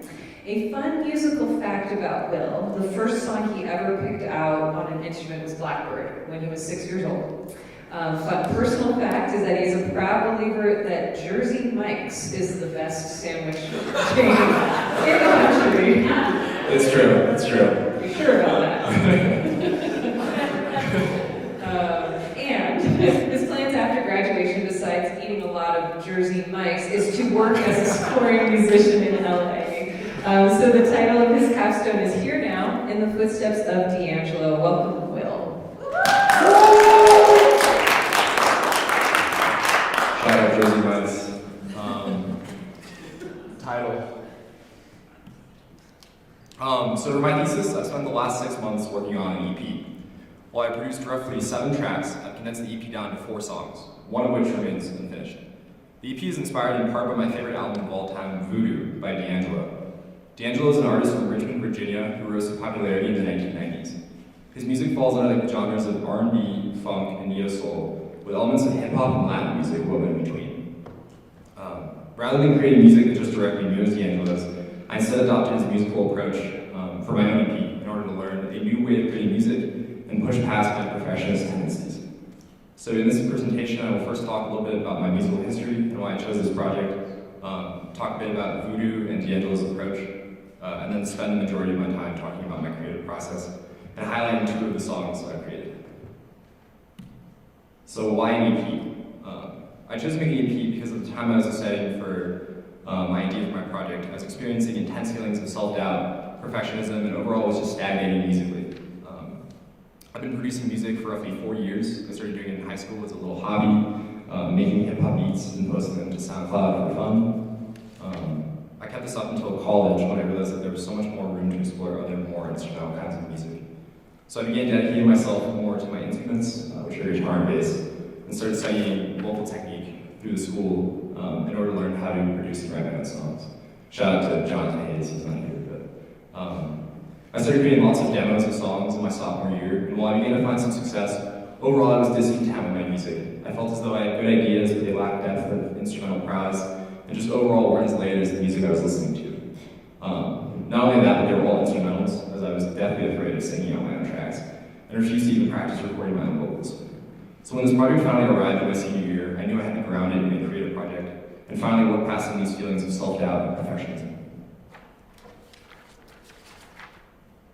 So this meant that obviously something needed to change with respect to my song creating approach, because while I had good ideas, I just couldn't get myself to commit to or even begin working on songs. So I decided to learn from one of my favorite artists, the aforementioned D'Angelo. Voodoo has been my favorite album since I first heard it in my sophomore year of high school. I was struck by the album's aesthetic, as well as the way the album's mixed, and just in general, D'Angelo's immense talent as a vocalist. Really quickly, I will just play a song off the album Voodoo to give you an idea of what his music sounds like, and hopefully you understand why this music is so inspiring to me. So this song is called Send It On. It's the 5th song off of Voodoo.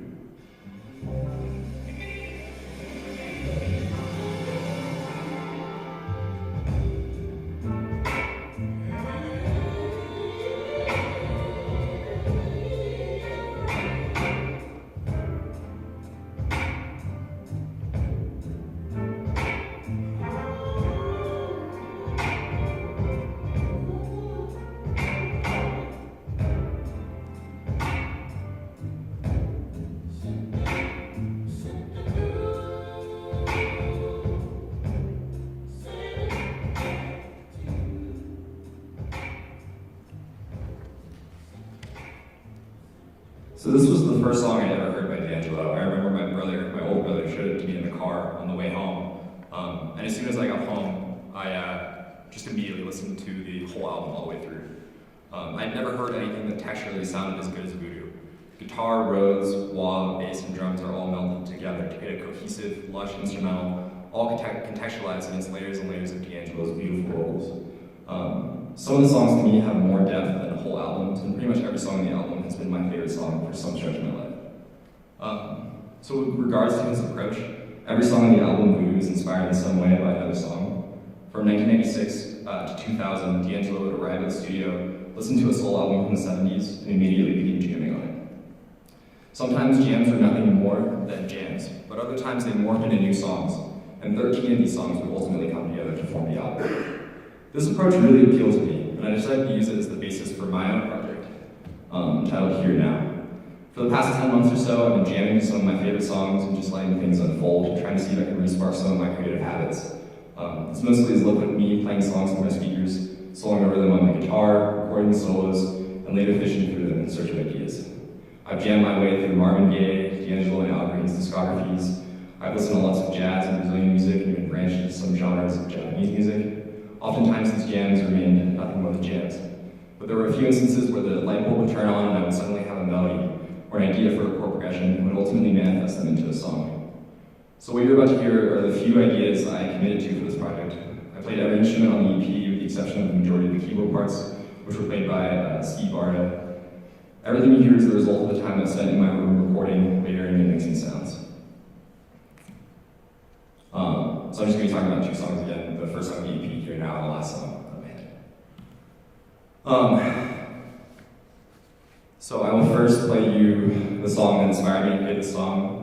I was listening to the song I Found My Smile Again when I suddenly was motivated to create a track of my own. That was just sort of loosely inspired by the energy and the vibe of the track.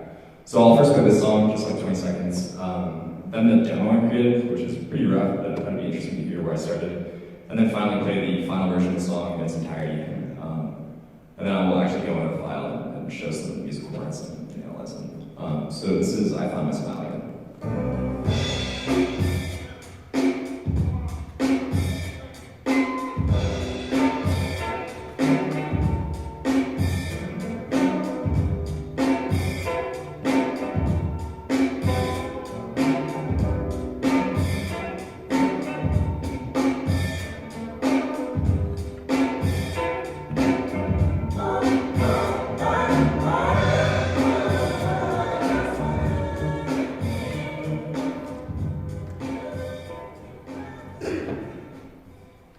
Just one of like the grooviest tracks I've ever made. And so now I'll show the song I made. I made this about a year ago. It's a super rough demo. It's pretty stripped. It's just guitar, drums, bass, and some vocals I like loosely recorded on my microphone. But just to give you an idea of where I started.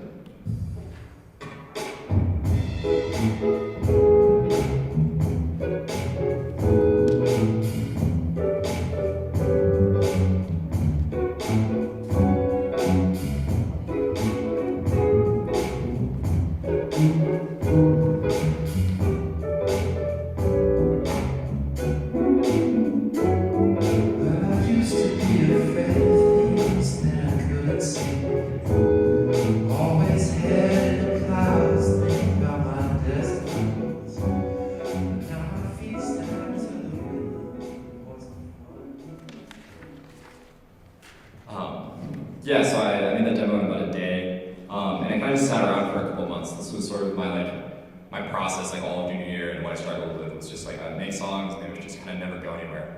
But this project, I wanted things to be different. So I re-approached the song in its entirety, I re-recorded everything, and I made a new track that like same lyrics, same chords, but it's kind of a different vibe.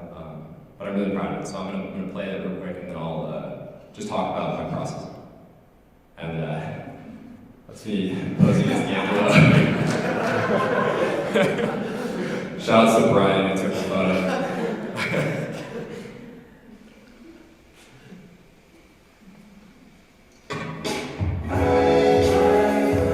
Oh no, that's not good.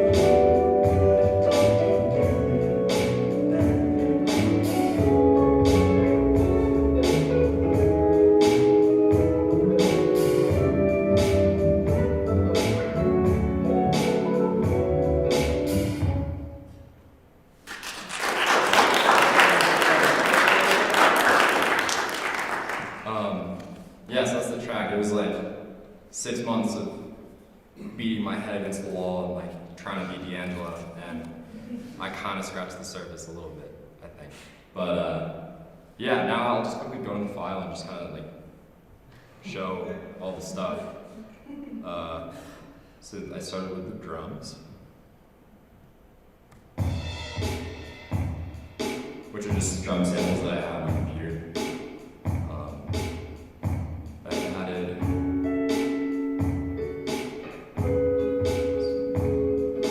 harmonic guitars and then bass. Hasn't played yet.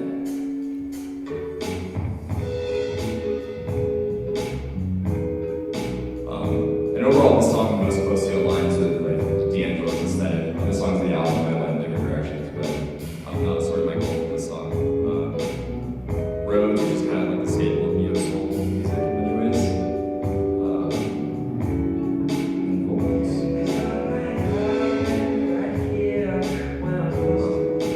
The part that I spent the most time on was, I went through like 5 different iterations of all the guitars because my guitar was set up properly for the longest time and I was just recording with it, and then I realized like this is just not gonna work, I hate this. So I went and got it set up, and like within like a week it was pretty dialed. Yeah, the like intro took probably the longest time because there's just a lot of different things, like wah pedal and different parts. Yeah.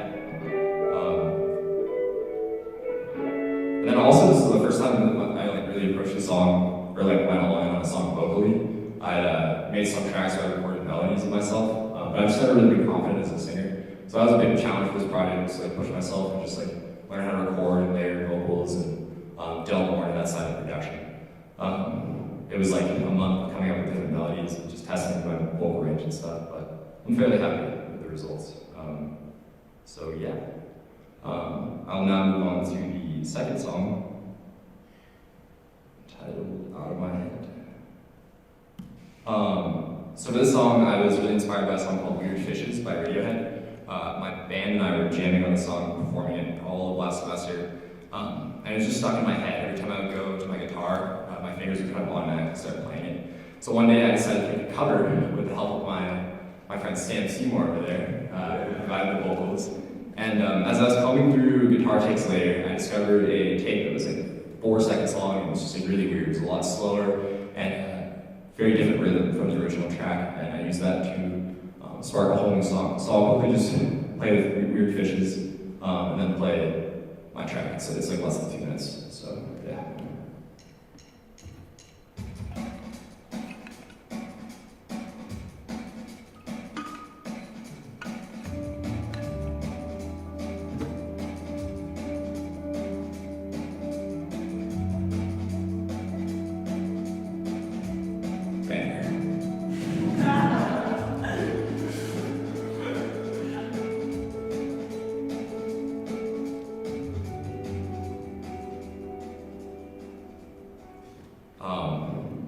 And then yeah, I copied the album art. I did that in like 5 minutes last night with preview.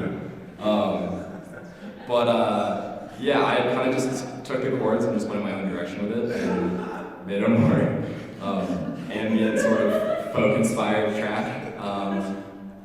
Yeah, so I'll just play that song in its entirety and then talk about it a bit, and yeah.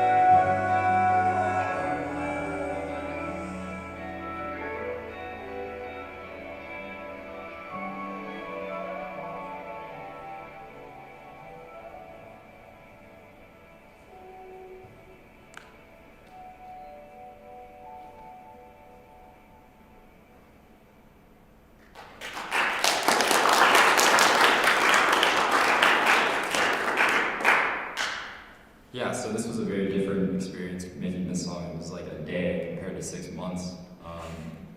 And I just loved every minute of making it. So I started with this, which was just me kind of doing the weird fishes chord progression.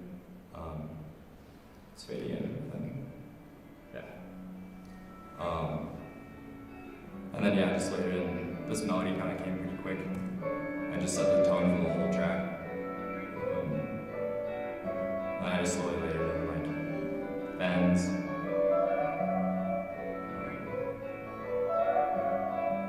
Bass.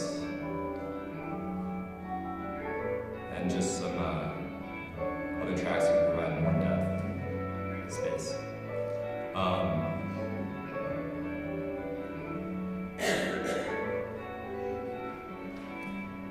And yeah, it was just so much more effortless. And I kind of picked these two songs for a reason, just to show both sides of the creative process. I was kind of looking through the same lens for both of them creatively, but very different results and very different processes. So, yeah.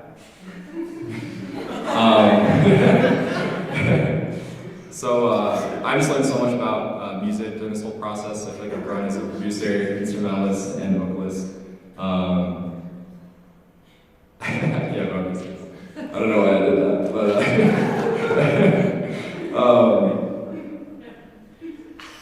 yeah.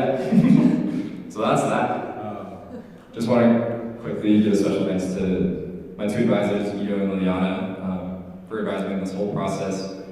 Justin and Adam for helping with mixing stuff. Steve for playing the keyboards on the track here now, and all the other tracks. And then Leo and Yanma, who were collaborators and just kind of helped me mentally through this time. Appreciate you all, and then the whole music department. So, yeah, thank you.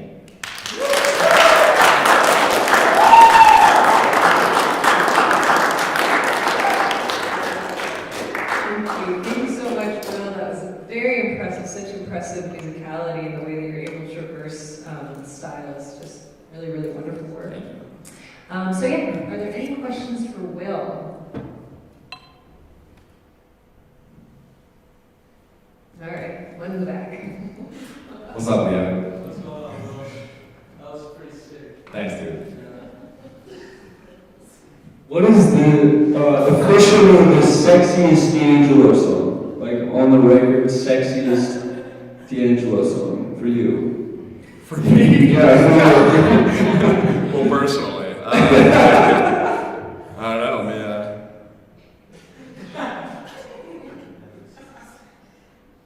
I probably could just click on the album. I think it's gotta be Untitled, but that's the basic answer. But there's like no way to say anything else. I mean, the music video is just unreal. Quick follow-up question to that. Do you aspire to be a sex symbol similar to D'Angelo? No. No, that's not. Because he spiraled into like crippling depression for 10 years. Right. So, no. Okay. And for other reasons, no. Well, thank you. Good questions. Great questions. Are there questions? I have one, but I don't want to, I've asked one. So. Okay.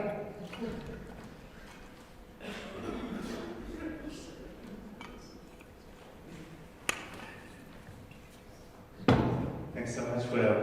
So I'm curious, I think for a lot of creators, there's some level of anxiety of influence, where you're kind of like afraid of people pointing out, well, this sounds like that, or like this, and like this is mine, right? This came from my head. And you took an alternative approach, almost the opposite approach, to really wear your influences, your inspirations on your sleeve. And even though, ultimately the music that you make, to my ears, is extremely Will, or more than anything else, right? Out of My Head is very different from Weird Fishes, even though it's really interesting to see how one inspired the other. So I'm curious, to you, because also knowing that you've created music and songs through different methodologies and different approaches along your years here, what do you find especially alluring and effective to you as a songwriter by having such influences as your kind of starting point for the creative process? Yeah, I think the reason I went this direction for this project was because prior to the project, my whole thing with music is that I was very afraid that my ideas were going to be like other people's, and that I wasn't making music that was authentic, which was stupid. Because you have to make tons of music and explore a lot of different things before you can really decide what's authentically you. I think so. But so I decided to go the complete opposite way and just for once try to actually learn from other people and just use the music I love as inspiration for my own stuff. And my plan is not to release any of this. It never really was. It was kind of just to create stuff that I like. That was like the music I like, and really just see if I can push myself. And by sort of grounding myself in the Edo's music, I learned so much about how to play funk and soul guitar and how to produce it and mix it, and also what comes more naturally to me. I think the reason it took 6 months to make that song was because it didn't really come that naturally to me, whereas it did. So, but either way, I have that experience under my belt now, and yeah, I think my goal moving forward is not to even think about releasing anything for a couple of years and just get better at guitar and singing and stuff, and just learn from all the stuff that I like to listen to before I can decide what's authentically me, whatever that means. So, yeah, did I answer the question for you? I feel like there's a second part. But... No, absolutely. Okay. Appreciate it. Thanks. Other questions for Will?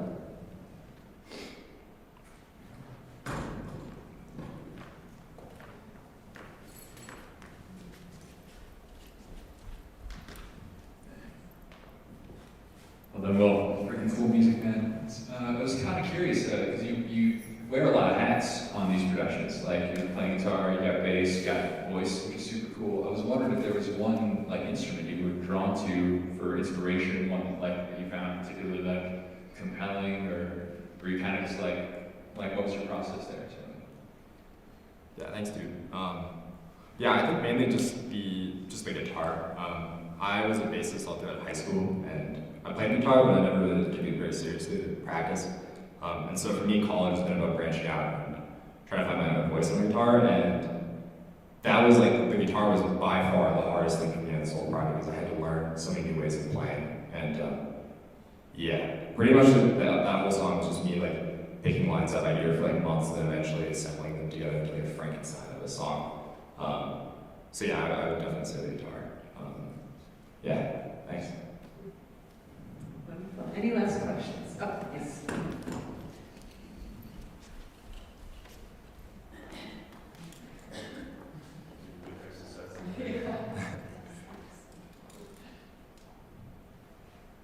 Hi, I like that. You mentioned that Steve Barta did some piano work for you. Did you do everything else on these albums, on those two songs? Yeah, I played some of the piano too, but I originally played all the piano and everything. Well, Jan played on it too, but then I asked Steve to do it because I realized that I wasn't doing it justice. But some of the chord, the parts in the songs I played are still me, but most of the really more complex lines are Steve playing. How about the really high vocal parts? Were you doing that also? Yeah, everything else was me. Everything you do? Yeah. Pretty impressive. Thanks, Michael. More than pretty impressive. Appreciate it. Final questions for Will? All right, let's give him a big round of applause.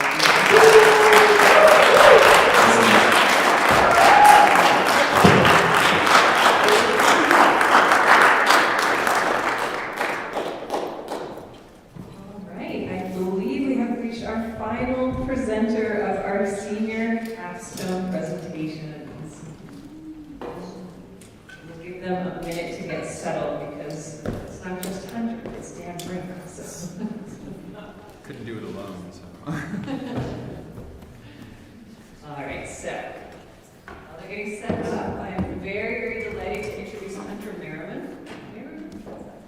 Yeah. He's from Santa Fe, New Mexico, and a personal musical fun fact is that he likes to make synthy love ballads, compose them, produce them, all of that. A random personal fun fact is that he's been pouring lattes since he was 6 years old. His plans after graduation are to take a gap year in New Jersey before applying to grad school. Do you know grad school what? Looking at one in North Carolina. It's got a long name. Okay. But, But for vocal performance? Yeah. Okay. We'll see. It's very much abstract. Wonderful. Okay, and so the title of his capstone is Der Wanderer and German Romanticism. Welcome, Hunter.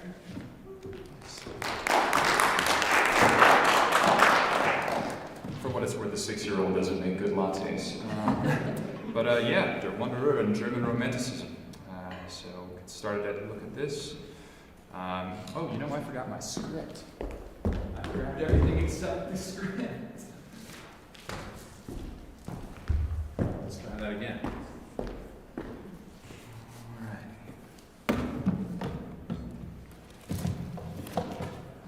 The motivation for my capstone stems from a desire to understand more about the Romantic period in music history. In compiling repertoire for my junior recital, I became increasingly fond of 19th century French compositions. And at the time, I couldn't quite explain why. I felt like the relationship between the harmony and the melody told a story, and that story spoke of almost too many emotions. To me, the music from this time period felt deeply intimate, yet at the same time boisterous and declarative. I think of the words to Fauré's A Pleasant Rêve, in a sleep made sweet by a vision of you, I dreamt of happiness, fervent illusion. We understand the image. Our narrator dreams of their love while they sleep. It's beautifully poetic and peaceful in nature. Yet not long after they cry out for those dreams to return. The subject is personal, but the execution is quite public. So again, I wondered, what is romanticism? Is it the contrast between the personal and the public, the longing for something that can never be? I sought answers to these questions, but in doing so, realized the breadth of work that had been written on the subject. I couldn't expect to cover all of Romanticism, so I needed a theme or a lens. And the lens I chose to look through was that of the Wanderer, a character that appears often in German music, or early German Romantic music. As much as I love French compositions, we will be staying in Germany for the entirety of this presentation. My goal with this presentation is to analyze the lead of Der Wanderer, composed by Franz Schubert. We will go section by section, putting together the story and how the music serves to elevate the words.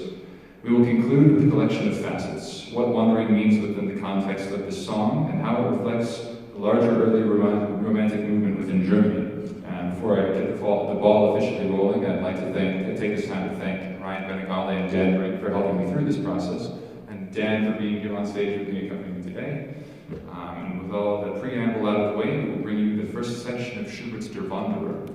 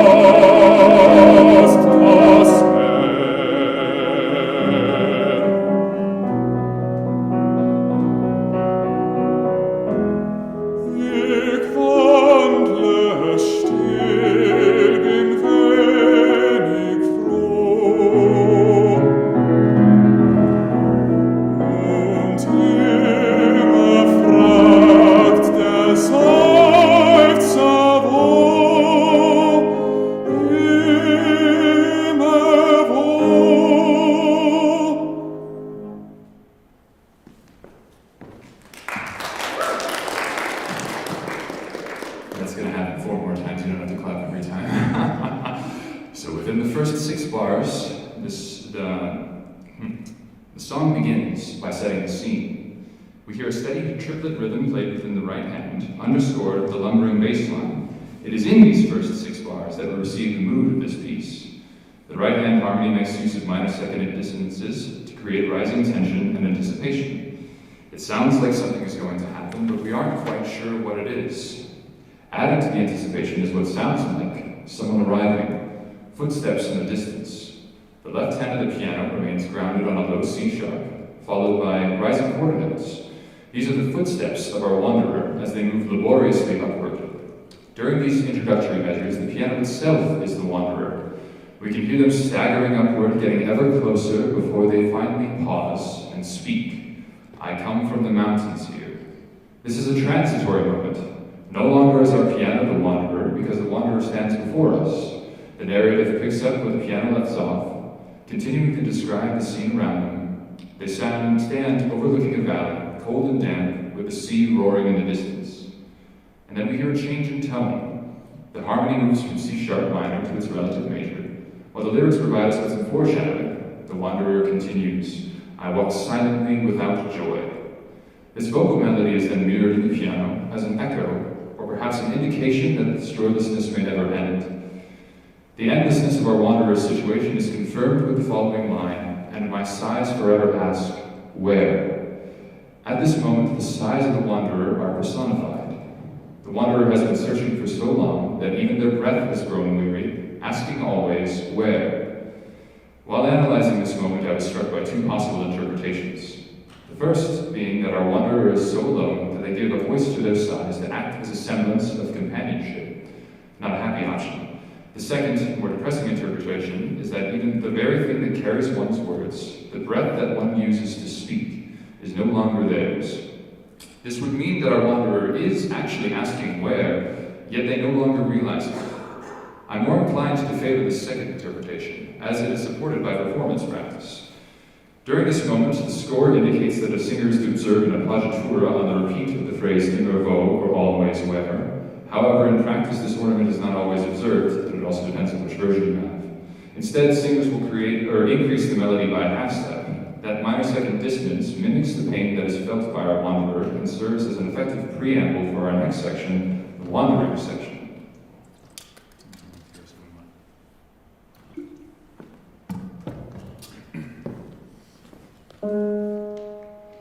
Die Sonne trägt mich, es so kalt, die Blüte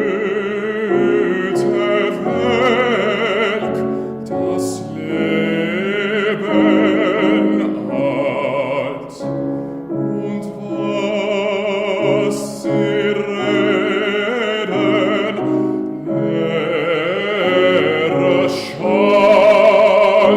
ich bin ein Fremdling überall.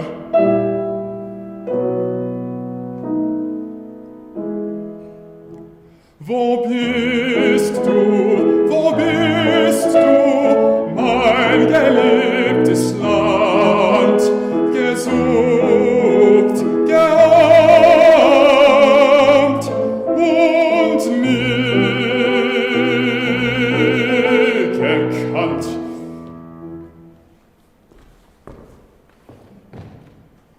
Oh, let's do the thing again. There we go. The section starts with the wanderer lamenting their current situation. They recount how the sun feels cold to them here, the flowers wilted, and life is old. Any voices they do hear are hollow. This hopelessness, the hopelessness of the situation is nearly overwhelming. I was particularly struck by the statement that the sun is cold to me here. It is not stated whether the sun is obscured, but it doesn't seem to matter. Our wanderer could be lost in sunlight, yet they feel no warmth. They are entirely alone. Any voices they do hear are hollow and meaningless. Finally, our wanderer states that they are a stranger everywhere. We know from the previous section that they are searching for what we will learn in a moment. Yet from this line, we learn that search may be in vain. And then suddenly we are no longer in the realm of lamentation. Rather, we hear the reminiscing, the nostalgia for which the wanderer seeks. They cry out joyously, "Where are you, my beloved land? Sought, dreamt of, and never known." As this reminiscing continues, we can start to piece together what the wanderer is searching for. In contrast with the previous sections, this moment of peace is decidedly more upbeat. We can feel the wanderer becoming more entranced in their own thoughts, to the point where they begin to be overtaken by the memories of their homeland. This is supported with the instrumentation, as the tempo quickens to mimic the excitement while the harmony returns to the relative major. The joy of remembering suddenly becomes too much for our wanderer. No longer standing on a dreary mountainside, their mind has become swept up in recalling the land that they seek. Oh, where are we?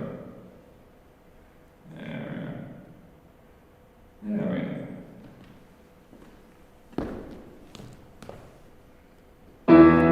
Das Land, so hoffnungsgrün, das Land, wo meine Rosen blühen, wo meine Freundin wandert gehen, wo meine Toten auferstehen, das Land, das Sprach spricht, Land, wo bist du?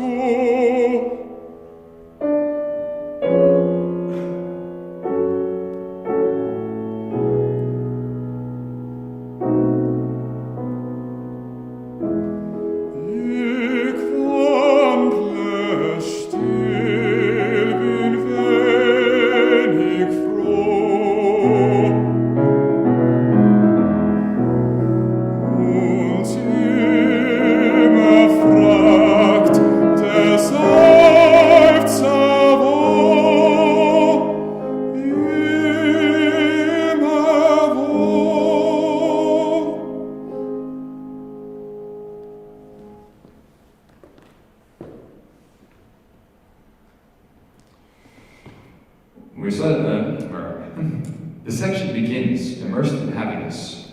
Our wanderer is purely recalling. They shout, the land, so green with hope, so green with hope. The joy is tangible, instrumentally represented by a change in time signature to a dance-like 6/8. The wanderer's yearning is simple enough. They desire to be where their roses bloom, where their friends are walking, or perhaps where their friends were walking. It seems this reminiscing may have been too much for our wanderer. As the memories continue, the melody rises almost to a shout. They cry out for the land that speaks their own tongue, where their dead can rise again. As this joyful yearning turns to sorrow, they realize again the uselessness of their words and break. This reminiscing is cut to a halt with again the question, O land, where are you?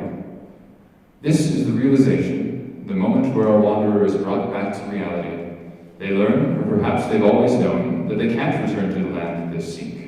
One phrase in particular drives this point home. The land that speaks my tongue. Here we learn what has truly been lost.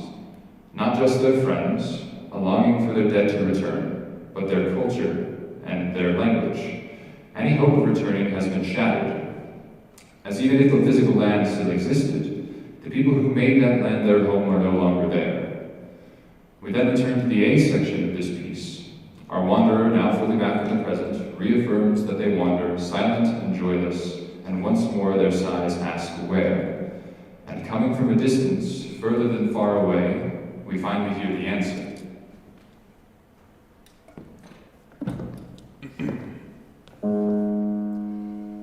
Im Geist erhaucht uns mir zurück,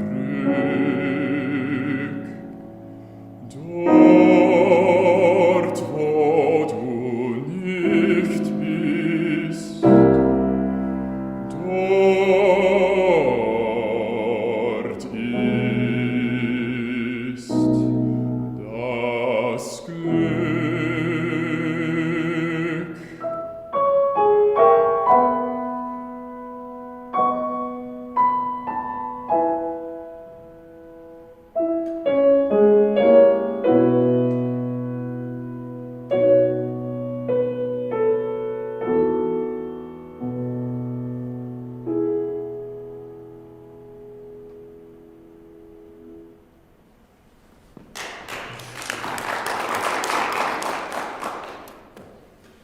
Oh, I forgot to change the sheet music, my bad. In a ghostly whisper, the answer comes. There where you are not, that is happiness. We as listeners knew this moment was coming, yet it still hits hard. What I find so interesting about this ending is how restful it sounds. If one were to look at the lyrics alone, you would be hard-pressed to find anything remotely comforting in these final lines. But in the context of the song, they tell a different story. The underlying harmony is diatonic to that of the relative major, staying within the realm of 1, 4, and 5 chords, save for the colorful appearance of a German augmented sixth. The final motion of the vocal melody and accompaniment moved conventionally from a 5 to a 1, a motion that couldn't feel more at rest. This changes the interpretation of these final words. The answer, there where you are not, is happiness, as depressing as it may seem, is recontextualized to feel almost at peace. To me, this reads as a moment of acceptance. Our wanderer realizes that they will never find the land that they seek, that true happiness that now only exists in memories. Yet they will keep searching. After all, a wanderer is what they are. The ending is a perfect encapsulation of bittersweet, knowing that what one seeks is unattainable, yet making peace with that knowledge. So, what did we learn about wandering, and what does it say about early German Romanticism? More than simply searching, wandering is an exploration. It is the hopeless longing for moments that have passed, a reflection on the memories that have made those moments wonderful. While the wanderer is physically searching, they are also looking inward. This is an emotional exploration as much as it is literal. So common was this emotional exploration in Germany that it was represented with its own word. Inwardness, or Innerlichkeit, became synonymous with reverie. This inwardness, as discussed by musicologist Richard Ruskin, became increasingly popular in German Romantic works, initially within German poetry.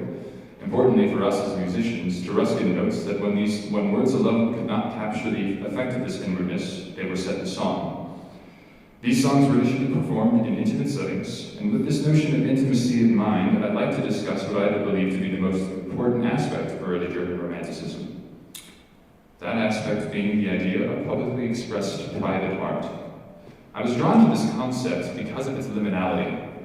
It seems to occupy two spaces that upon first glance don't seem to fit together. Yet we just heard the embodiment of this idea. The story told by our wanderer is deeply personal, and we, as audience members, are encouraged to try to feel what the wanderer is feeling. The words alone don't tell us to participate. In another context, such as overhearing a private conversation, listening to such intimate subject matter would feel voyeuristic. But that's not what the music does. The song reaches out as if to say, feel what I feel. This reflects a shift in compositional methods observed by musicologist Alfred Einstein. Einstein notes that in comparison to the century before, Romantic era composers were less bound to compose within the service of a larger entity. Put simply, composers in the previous century often served a patron, a person of wealthy status, or the church, for example. This would change with the shift towards Romanticism, with composers working in a more isolated or insular environment. That being said, early Romantic composers such as Schubert were not entirely removed from patronage or composing for larger entities. Schubert himself composed 7 masses, yet Einstein notes that he maintained a level of skepticism. Thus, composers had more freedom to look inward, to express deep thought and emotion. This is what I find so compelling about our German Romanticism, and Romanticism as a whole. In trying to answer the question, what is Romanticism, I think I've arrived at a better understanding. It is a desire, a result of, looking inward, this inwardness that must then be shared, translated into a medium that can resonate with an audience or a single listener. I must reiterate that while Schubert is a Romantic composer, he is an early Romantic composer, referred to as a classic Romantic in Einstein's music in the Romantic era. His works occupy a similar liminal space to the idea mentioned above, that of publicly expressed private art, existing in two spaces at once. Personally, looking at these early examples are fascinating, as they provide a hint of what was important and a look at what was to come. And with those concepts in mind, I'd now like to return to the lead, sung in its entirety, with this new perspective on giving voice to one's internal emotions.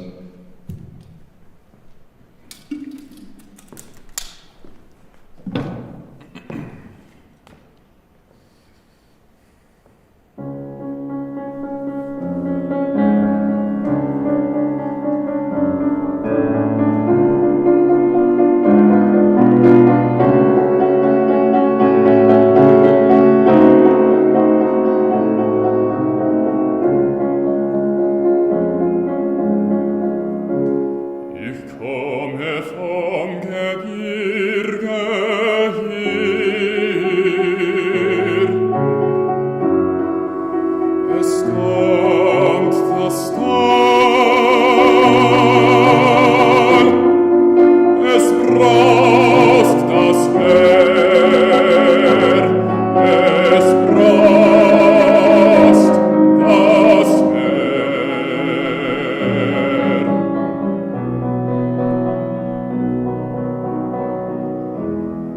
Ich wandle still, bin wenig froh.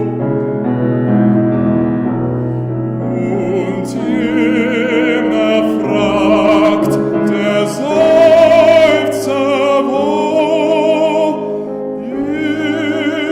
immer wo. Die Sonne dünkt mich so kalt, die Blüte welk, das Leben alt. Und was sie reden, leere Schall. Ich bin ein Fremdling überall.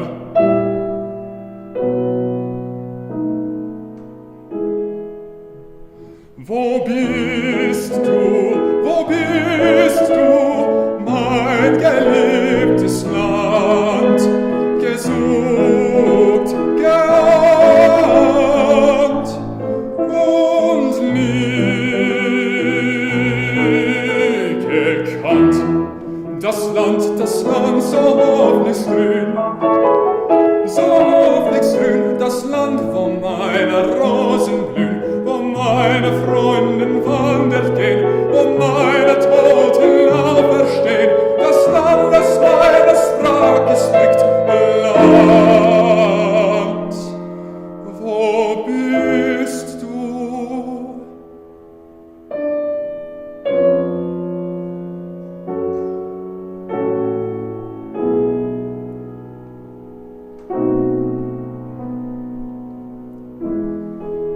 Ich wandle still, bin wenig froh.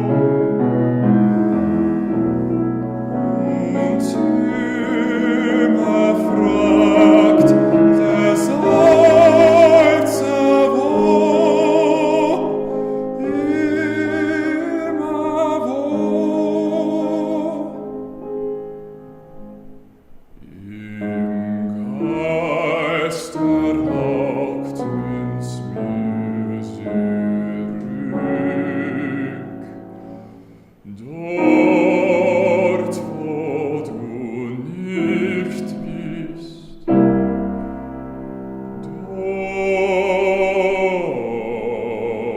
dort ist das Glück.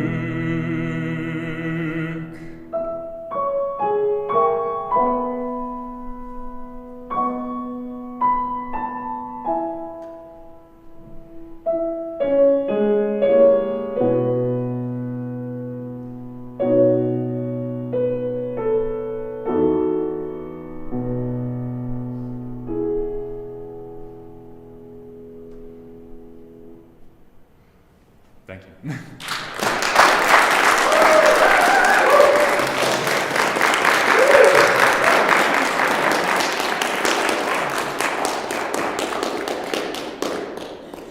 Thank you so much, Hunter. That was beautiful. Really, really beautiful. So, questions for Hunter? Oh, one in the back.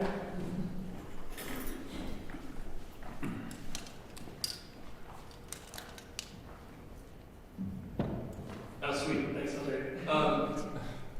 One question I had, I was curious if you had any struggles with German as a language, either like learning how to sing it or like pronouncing words when you're performing, or like in your own like research and analysis, like having trouble finding good translations, or I don't know, maybe you know German, but yeah, that's my question. That's a good question. Yeah, I do not speak German. I've been studying singing it for a while now. But the issue with translation is it's a big one. because you have the literal translation, like word for word, or what happens when you kind of just stick words in Google Translate. That doesn't always make the most sense. But then you also run into the issue of poetic translations, and whoever does the poetic translation, they usually take some sort of license, or like a little bit of creative, creative license to make the words make a little bit more sense. Like Geisterhauch, for instance, like ghost's breath and a ghostly whisper, those were some of the translations I heard for that particular phrase. So for this particular project, I decided to mostly go off of what was, I think, thematically relevant, in addition to basing it more off of like accredited poetic translations, rather than trying to just stick stuff into like a dictionary or Google Translate or something like that. But it's important to keep in mind. So, thanks. Other questions?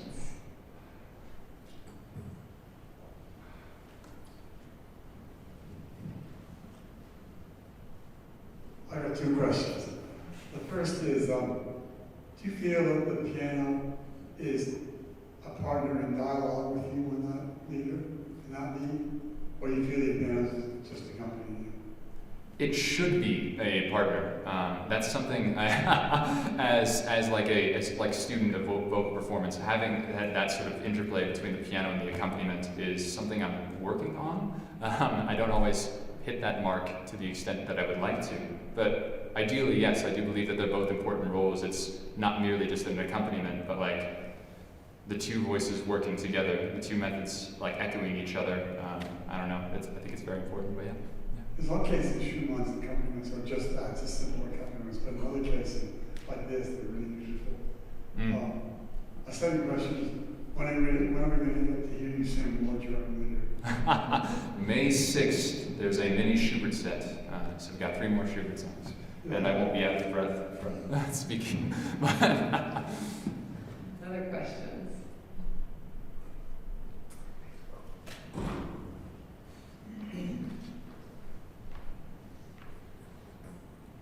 Thank you, Hunter. I think you should take a play from Juniper's playbook and reach out to venues and go on a tour and share this lecture performance. It's really wonderfully put together. Thank you. But also not easy to move back and forth to performance and speaking. You did a really nice job with that. I like the way you ended here talking about the publicly expressed private art as a concept and a takeaway from all of this. And you mentioned, and I know from your work, you've also looked at music in France. And I'm curious, some of the thoughts or connections you might have going that direction with regards to the themes of the wonder in this publicly expressed private art. Or if you want to take a leap into the present, are there artists today, or musics or songs today, that you think carry the same spirit or zeitgeist? Interesting. Yeah. So I think I'll tackle France first, just because that's the next big boulder I got to push in my paper. I did not do France justice in my paper, which is why they remained absent from this presentation. As I do very much love their compositions, but the way I was writing about them in my paper was not up to par. But one of the things that we are discussing in that, and going back and forth with Dan on this, is sort of how wandering, manifests in different ways. And one of the more things that was attributed to French compositions in Romanticism, as far as my understanding is aware, is that it was a look to what was considered foreign or abroad, so places like Spain, or I think they reference Orient sometimes. So looking outward, and then even when they were longing for their home, it wasn't their home, it was another country. So that sort of interplay is a little bit different.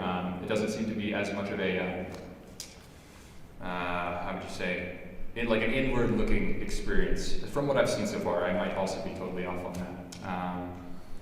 And then, I don't know, as far as a modern artist that would represent that, I think we had a couple of discussions about this last semester, and with similarities between Romantic music and compositions of today. You have a lot of thematic similarity, I think, and just really personal stories that are told to an audience. You can play it for just about anybody.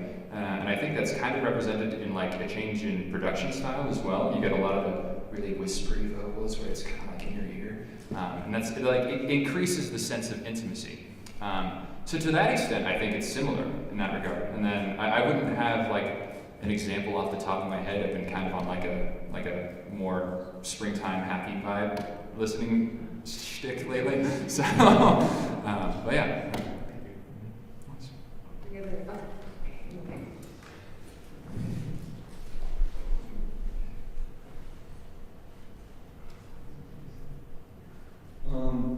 What is, I guess my question for you would be like, I've seen you in like a couple of productions at CC, and you're so emotive when you're performing, and it's really amazing. And yeah, I guess in terms of singing in different languages, which you also seem to have like a fair bit of experience doing, like how do you connect to the songs emotionally with that language barrier that you were talking about earlier, where there's like a lot of different ways that you could potentially interpret German, particularly in regards to like when you're in character or you're trying to get into the mindset of the meaning of the song, like how do you sort of navigate feeling the song, I guess, when there's that barrier there? Yeah, that's a great question, and it's a hard thing to do.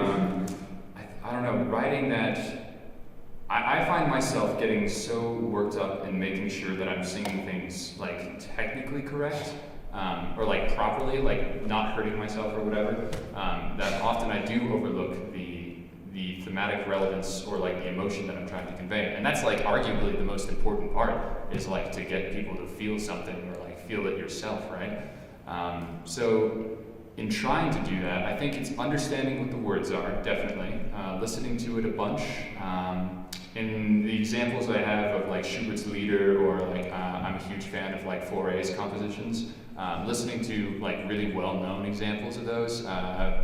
Fischer Dieskau comes to mind, or what's his name, Gerard Suzet. He's really good for French Lieder. But just like listening to people who like are kind of known for being able to pull off the emotion and the sound and that sort of thing. Yeah, just a sort of inspiration. You don't want to like necessarily maybe steal from them, but like a little stealing now and then is probably fine. So, yeah, great question. Thank you. Final questions for Hunter.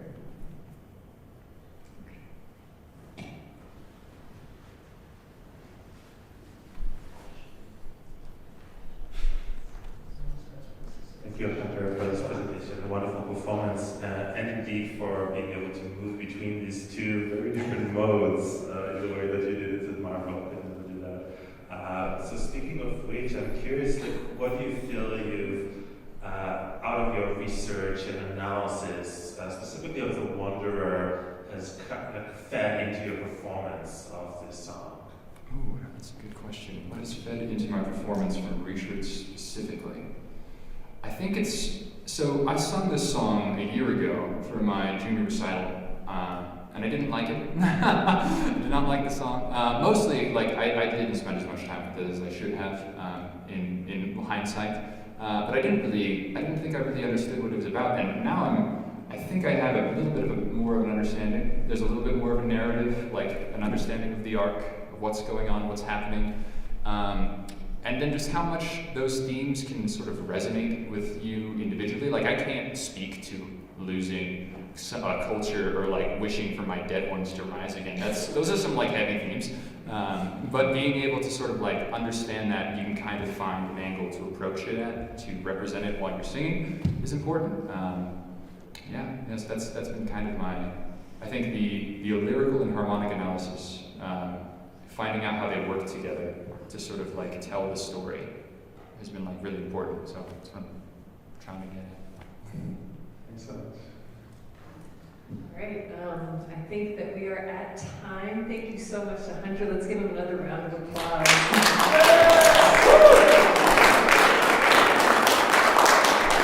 And also to Dan Ring. So please feel free to join us afterwards with a small reception out in the lobby, and to continue to celebrate the amazing work of our seniors. Thank you to everyone here.